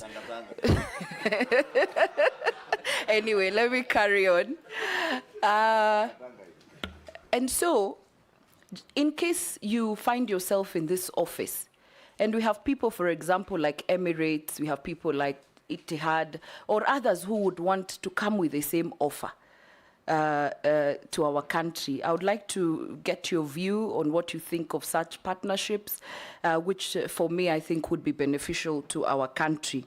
It is on the same thing that I've been pushing for the non-motorized transport, where we take care of our cyclists, where we take care of our pedestrians. We cannot be having roads for the minority who are driving, and then our people who are walking and cycling, who are the majority, are squeezed at the corner of the road, and we are killing them every other day on bicycles. But the argument is that the money is not enough for it, because we have enough money for kickbacks when you get a road, but you don't have money to do the footbridge and also to do the pedestrian. Lastly, is that I just want to pick your view on loans versus development. You know, we're asking for roads, and then where do we get it? You know, your view on whether, you know, we'll still have capacity to do loans. Mr. Speaker, allow me, this is a question from someone whom I think it's an important question, where someone is asking that I ask the nominee, in case you find yourself in the office and you find out that the start times, which monitors SGR in real time from it actually, and he's confirming that he has seen it, SGR monitors, start times monitoring SGR in real time from its headquarters in Beijing. When you visit Star Times headquarters in Beijing, there is a room with big screens mounted on the wall, monitoring every terminus of SGR in real time. Even if this infrastructure was funded by a loan from China, why should monitoring be done in Beijing?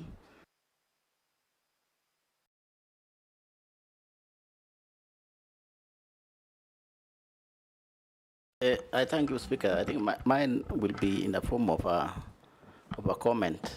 And the nominee, I don't know whether you know the area you are going. The area you are going is a people's area, is MP's area. It's almost like a market, because roads touch on everybody in this country, and therefore it's a critical thing. So my only comment to you, nominee, hearing from a lot of members of parliament who told me to bring up this issue, is about your availability, about your accessibility. People cannot get you in your office. People cannot call you or receive their calls, particularly MPs. And therefore, I think you need, I don't know what you will tell this committee.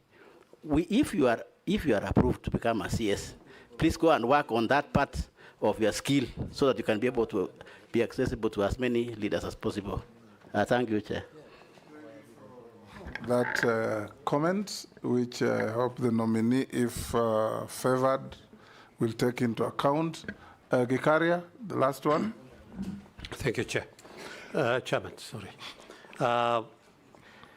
Kenya is strategically located for purposes of, the landlocked countries, Uganda, Rwanda. Your predecessor, when he was here 20 months ago, there was this aspect of delay on the road by the way bridges, police roadblocks, the bumps on our road, and so many other issues that occurred to that. As you've said, told us about the transport management system, where as an individual using a personal car, I might divert and go, but trucks will not have that choice. They will just have to stick because there are those way bridges, and that delaying the traffic to our neighboring countries to a point that there was a time they were threatening to use other routes for them to be able to.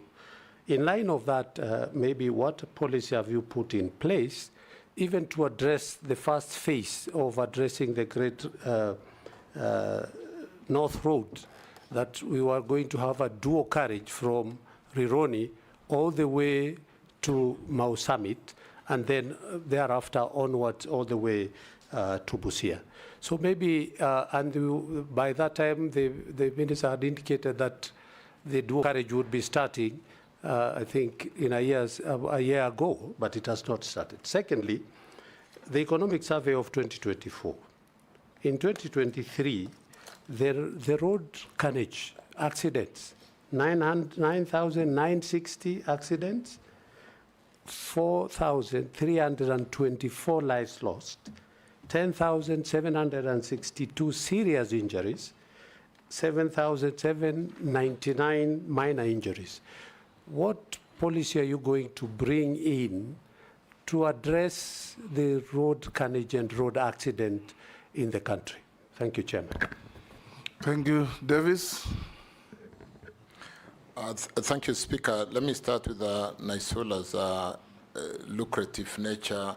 I think I did say, Chair, with the risk of repeating myself, that if you have a good framework, a good term sheet, which does stipulate the boundaries under which we are willing to allow investors to leverage and get reasonable return on their investment. And because the PPP Act of 2021 do allow competition, even when it's a privately initiated project, if before the closure of the project, Qatar comes and puts in another privately initiated project, and if the rates are more competitive, it should be good for our economy. And therefore, it's just a question of what I earlier said, fidelity and leadership, fidelity to the law and leadership at the ministry, so that even as we run PPP, can we run PPP in a more competitive way and ensure that even as we seek these people to come in because of the very tight headroom, that we are not able to develop some of these infrastructure facilities to grow our country, we do have a very clear return on investment that is allowable. In the energy sector, we only allow 12.5% for every power generator on internal rate of return on equity. We do not allow a share debt equity of more than 25/75 because debt is cheap. And we really should be able to work on an economic model. And if we get a second investor who is more competitive, because the PPP Act allows competition, we should be able to address that and ensure that we give the best for our country. In terms of, I don't know whether I'm too brief on that, but let me go to the non-motorized. Yes, we need to have pedestrian-friendly roads. When those of us who like running from the Rift even look for where to jog in the morning, we find that we are either running with the vehicles on the road, and therefore, Chairman, we can have more people even walking to work if we have got good pedestrian, really side walks, and even support the health for those of us who like to walk or run in the morning or in the evening. The loans versus development, there's a very interesting scenario I found while reviewing the notes on this loan versus development. When we borrow in the energy sector, we do subsidiary agreements to on-lend the loan to a place like Kengen, and therefore they repay the full loan. When we did a loan to the railways, they took the asset and left the liability at the Treasury. And so these are some of the things we need to see whether we can really have our state agencies working more profitably, having the asset and having the liability, and not just having the asset, sweating the asset and making losses while the liability is being paid by the National Treasury. It's a bit, some of the things we'll need to look at more critically. But more importantly, on the area of the railway, the ports, can we build synergy? Let me just give a very quick thought, which I look at the fact that they are all under the ministry. We get the port with its challenges of clearing the container. The container then moves to Mariakani to be loaded onto an SGR, which is under different management. It comes to ICD, which is a port facility. And whether it's going to ICD Nairobi or going to ICD Naivasha, it is changing hands, and the slag in those changeovers. And the fact that today, for what I've reviewed, the Kenya Railways is handling 10 to 20% of the cargoes. does not add up. We need more synergy between Kenya Railways. Is that and a the ports. lamentation, or you are preparing to tell us what you... I'm answering one of the questions which was asked in terms of how are we going to have a more seamless working together as a roads and transport ministry and being able to build synergy. How will you do it if approved? That is the big question. That is the answer, Chair. I'm saying we really will work to ensure that they work more closely together, and we should be able to grow the luggage coming out of the port to the railway and being able to make those kind of profits rather than transporting. Chair, let me use again an example and allow me to do this. Pipeline, which is a transport facility, when Uganda decided to borrow from Kenya, the G2G, and Zambia is currently borrowing, we did not allow them to use the road. We said we've built a pipeline. We cannot be stressing our roads when there is a pipeline for transporting products. So my point is we really need to build synergy in the transport sector so that an excellent idea. We have better interworking between Kenya Ports Authority, Kenya Railways, and the intermodal kind of traffic movement, where when you are in the UK, if you bought a train ticket, it is used on the bus and it is used on the taxi. There is no reason why we cannot quickly move to that. The next, which I want to answer very quickly, is the control center for our SGR, which is out there. There is no reason why we do not. We have a national control center for our electricity movement of electrons across the whole country. And when you sit in Dandora National Control Center, even some of the challenges and where the blackout is coming from is visible in one room like this. There is no reason why we cannot work together with our partners and ensure that that employment is shifted to Nairobi and we can watch our SGR from Nairobi, from Mombasa, from Mariakani, or wherever the National Control Center will be. Because you make a very good point, and a bit of land. Just a comment, don't belabor it. I learned a bit in REREC that I also saw a few, so I'll operate a fairly good open door policy for the members of parliament. Gikaria, the landlocked, there is no reason why we cannot afford to play that game. Mombasa competition does not come from within. It comes from Dar, it comes from Djibouti. We need to be fast. Otherwise, we'll see our cargoes going to Dar. We'll see them going to Djibouti. They are trying to build the other port up, Tanga in up Dar es Salaam. So we need to be competitive. We cannot afford not to open the road quickly to ensure that the movement of the outbound goods do give competitive advantage to our neighbors, and that they don't have to go to competition outside Kenya, because that's how we lose jobs, that's how we lose opportunities. Economic survey for accidents, Chair, I'm aware that we really, in this day and age of technology, and like I said, when we have the electronic licenses and all the cameras that I'm told they are being installed in various points on the roads, we should be able to address this. Let me look at that and see how more in this day and age we can employ technology to reduce accidents, to revalidate the drivers, to have, I'm told, the inspection, the vehicle inspection center, we have got so many, only 2 are working. And we are still training our drivers on the traditional manual board.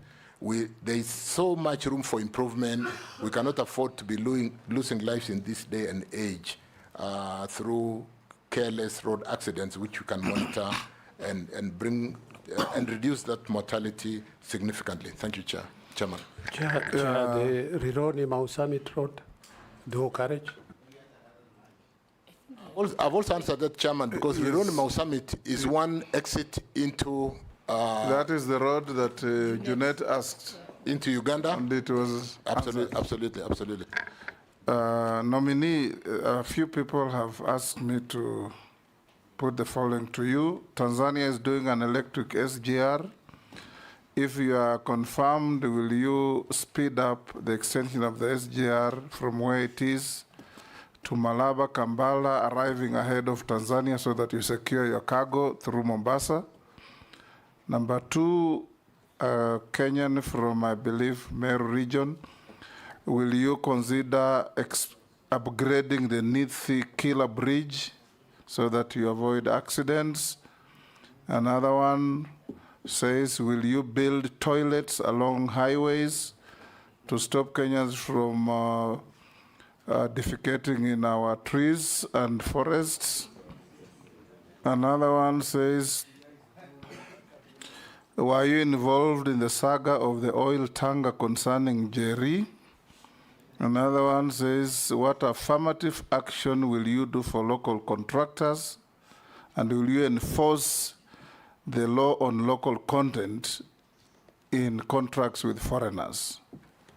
Let me I read another one from somebody who says, ask Honorable Chirchir whether there is any PPP deal that he signed in the Ministry of Energy, and if there is one, what are its terms? I have one here too. Yes, the last one. Can you ask the cabinet nominee, David Chirchir, why there is huge cases of electricity brokers hacking smart meter codes in the country to destabilize the electric grid and to cut power bills?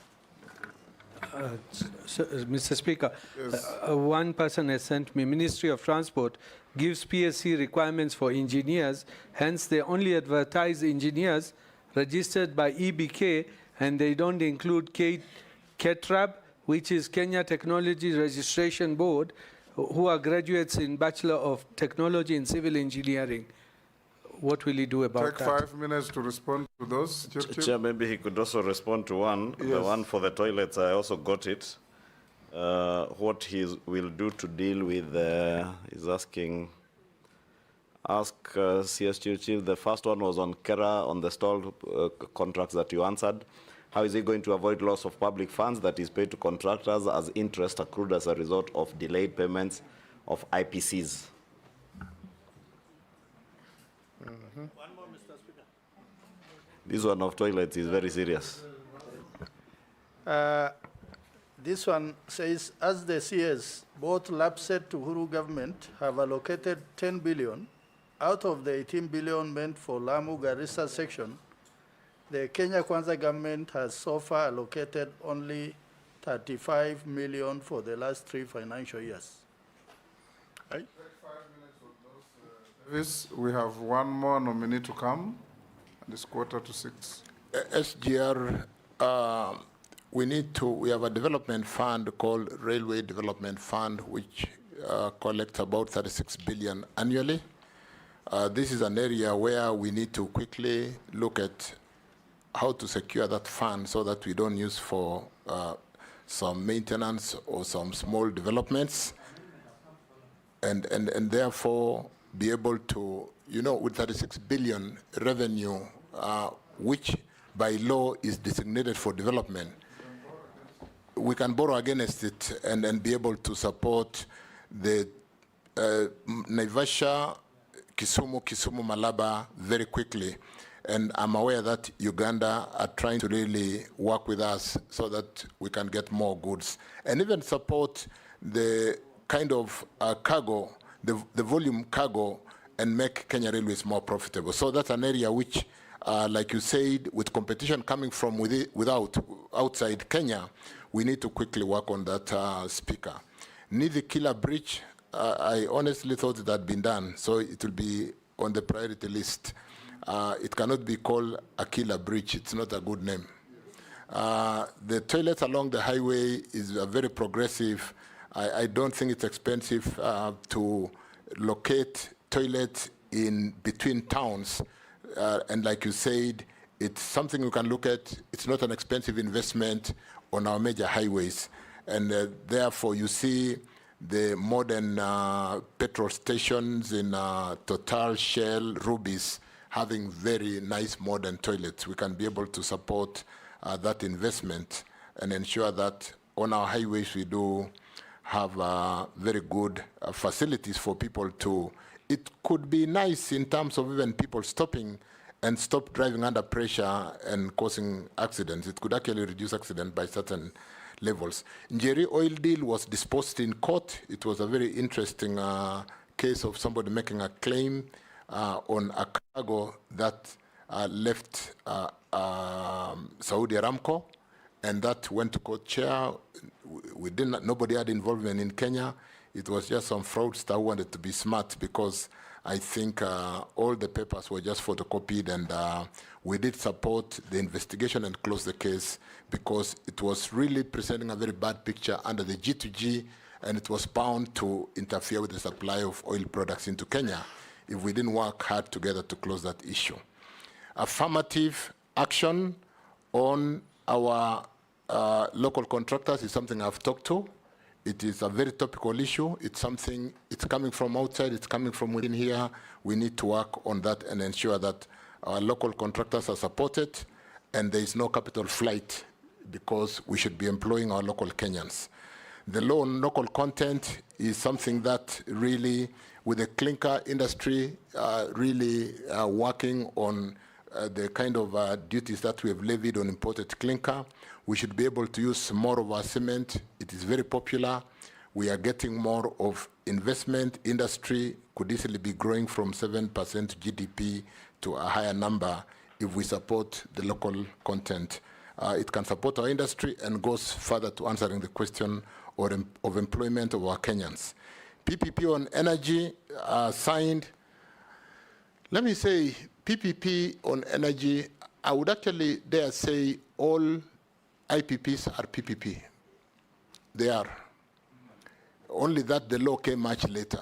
But the power purchase agreement that is signed, you develop a power plant, we sign to buy your product for 20, 25 years.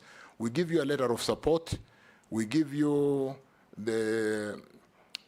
now we are using the ATIDI. We've got a very innovative trade insurance which can help us to forestall having to address the headroom of borrowing on or liability on government balance sheet on what we call the partial risk guarantee.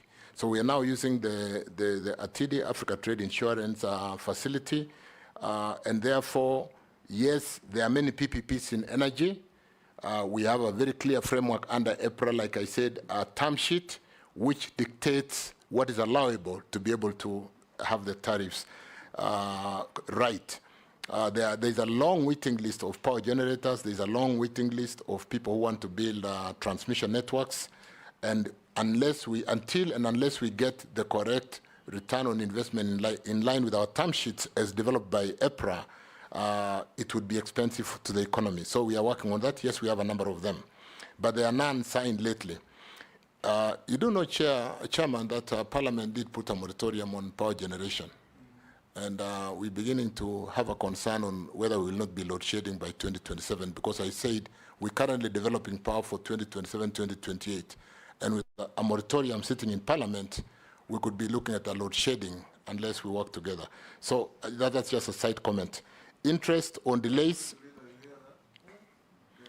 Interest, let me get from Ichungwa the interest on delay. I didn't get that properly. Asking.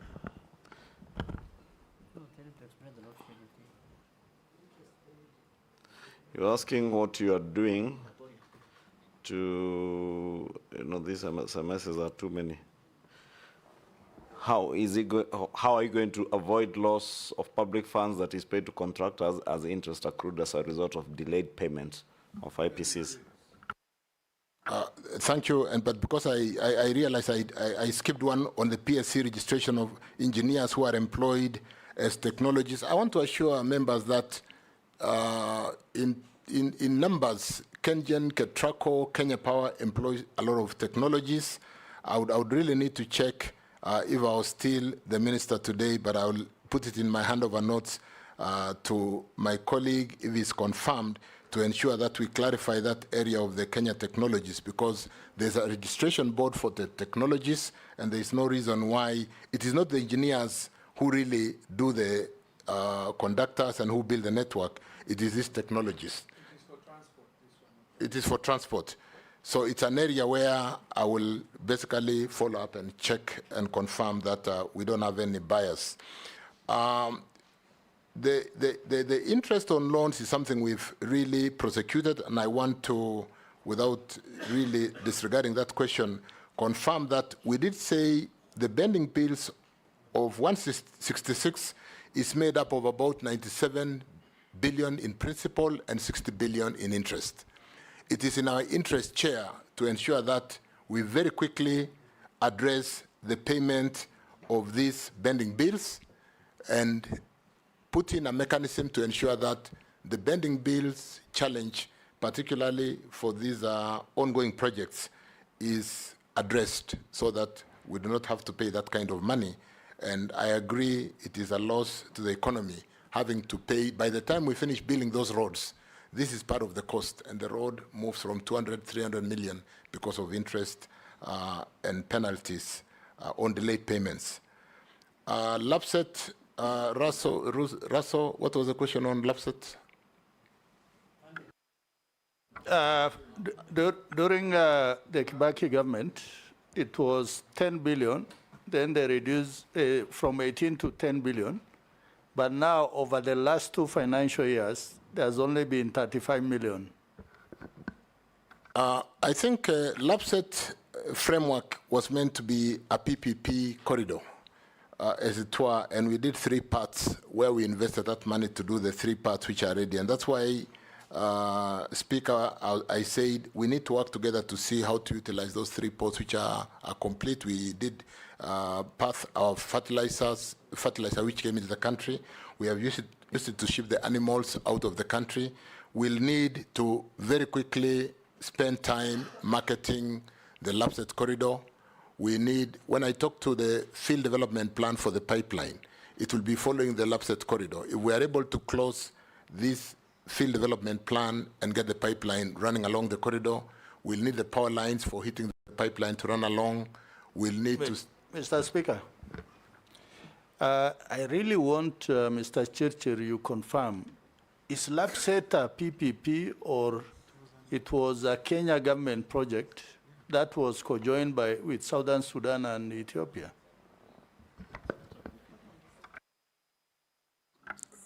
So, Chair, I will confirm when I go to office. But for now, let me not make commitments because, like I said, it's a very important corridor that Kenya can leverage. It was conceived as a project between Kenya, Ethiopia, and South Sudan, and partly Uganda. That's why when it was launched by President Kibaki, and I was the foreign minister, Mele Zenawi from Ethiopia was present, Salva Kiir was present, and Museveni sent somebody. It was a dedicated port and corridor to be co-developed by these countries. And so let me follow up. Like I said in my earlier comments, it's a very important corridor. It helps us to open a new development corridor. It helps us to have a second competitive port to support Mombasa, which is kind of congested. You know, Changamwe is fairly congested, and helps us to be competitive as compared to our neighbors, given the fact that whereas we are serving significantly Uganda, Rwanda, DRC, northern Rwanda and DRC using Mombasa, Lamu, apart from opening a new development corridor for Kenya, will leverage on South Sudan, Ethiopia, because of the challenges of Djibouti today and South Sudan and the challenge they have using the Sudan to export their products, and even the challenge they have with the pipeline at the moment. Thank you, Chairman. In just 2 minutes, can the nominee, you said 2027 we may go to load shedding. Just tell us in 2 minutes, now that you're leaving that ministry, what do you mean? He said Parliament put a moratorium on the development of new power projects. Did you say that? Yeah. Yes. Can you? When I came into office as a Minister for Energy and Petroleum, there was a moratorium which had been put by the executive, and I have since gone to Cabinet to lift that moratorium. But soon, Parliament, through a motion from Jen Gagiri Laikipia, did put a motion and suspended all power plants. What we've been doing lately, with the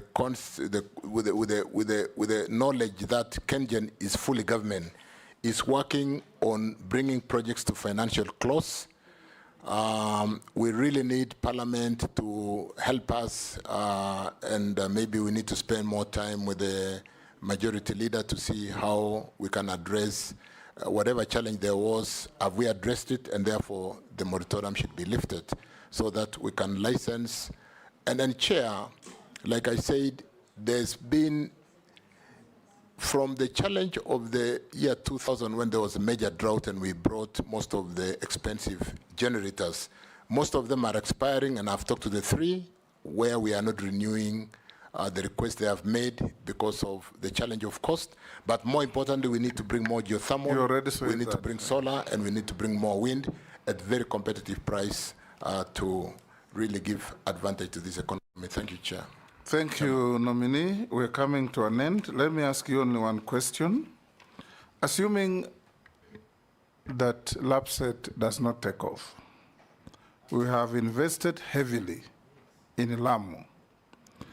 Would you consider, if we gave you favor to become the minister, to give meaning to the investment in Lamu by developing a rail line for cargo haulage from Lamu to join the main rail line either at Voi or Mariakani, so that cargo, that instead of being diverted from Mombasa when it's congested to Dar es Salaam, you take it to Lamu and you haul it to Voi or Mariakani and put on the existing rail line, either SGR or the old standard gauge, and be transported to Nairobi and beyond, so that we cannot wait in anticipation like the famous hyena syndrome of thinking the hand will drop when it will not, waiting for LAPSSET, which is dependent on other jurisdictions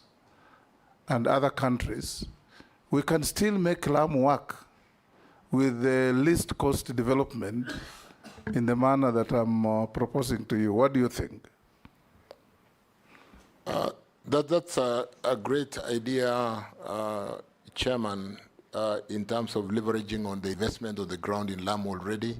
Lamu is a deep port sea of about 17 meters. We can bring fairly LR2s, very big ships, which can reduce the cost of shipping and ensure that it's a great idea, and that's one thing I would certainly pursue. Very good idea. The distance from Lamu to whether out into Voi because you don't want to go to Mombasa because of congestion is just slightly over 150 kilometers, and that doesn't sound like it's a long distance.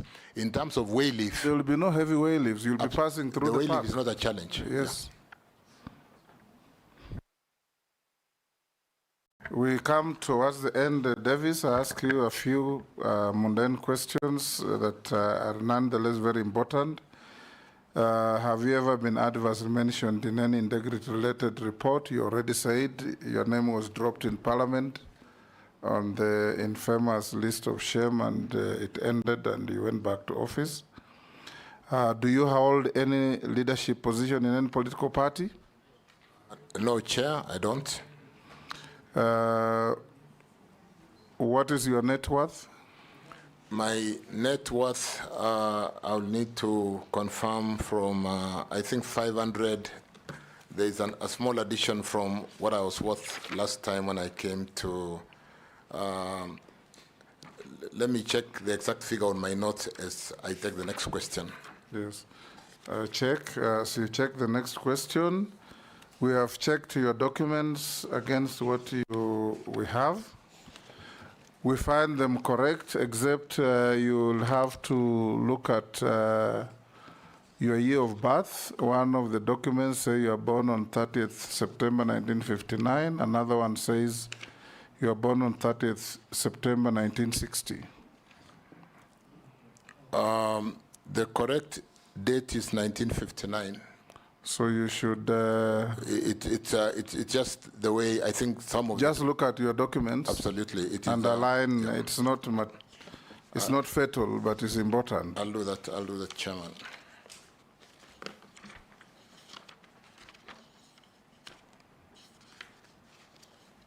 Where is this one? is the word?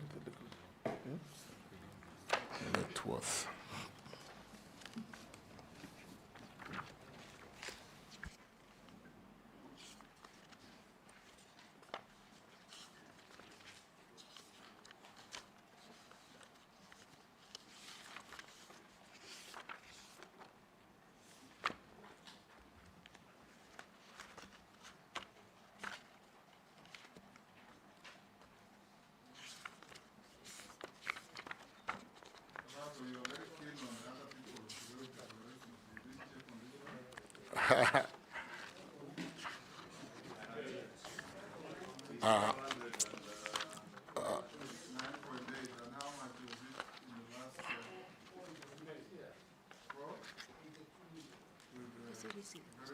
Yeah, I've seen it.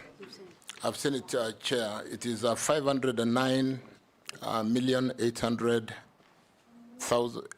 509,800,000. I think there's been some small growth of about 27.6 million. Page 7 of the document, and I filed the document. May I ask the nominee, in his statement of net worth, he has put a house in Spring Valley, valued at 95. Is this a historical valuation? This is an historical valuation. It must be a very small house. In the short time, I've not had a chance to revalue. Spring Valley. That's what I was actually going to offer him. Yes. To buy it at a better price than this. If half an acre of empty land in Spring Valley is 100 million. Interestingly, Chairman, these are assets we bought when the value was 9 million. So this is an historical value. I'm asking that because this valuation is not accurate and therefore cannot be reflecting your true net worth. Thank you. 95 million if it's for probably 7 or 8 years ago. Anyway, you If have it is had a a house, I nominal suspect. growth, you say? Thank you, Chair. Yes. If you do correct evaluations, even Matundu is in Westlands. Matundu is in Westlands. Yes. It's a flat. Oh, a flat. Yeah. A flat, that's okay. Spring Valley, half an acre empty land is 100 million. So if you have a house on it, it must be much. This is an historical value, Chair. I do agree. Thank you. Yes, that's okay. Yeah, or but maybe Chair, you I intended think- to dispose the property. But maybe, Honorable Chairperson. We are not valuers, anyway. But Honorable Chairperson, it's probably better to tell the candidates to just say 95 million as at this year, so that because no one is going to go and start doing undertaking a scientific valuation. No. But you can say as at this period. It's okay, Davis. We finish here and we let you go back to your undertakings and wait for the outcome of this process. We wish you well in your undertaking. Honorable members, Chairman, let me thank the entire Honorable House for this sitting, and again reaffirm my commitment to serve. I'm ready, willing, and available to work and address the challenges in this sector. Thank you. Thank you.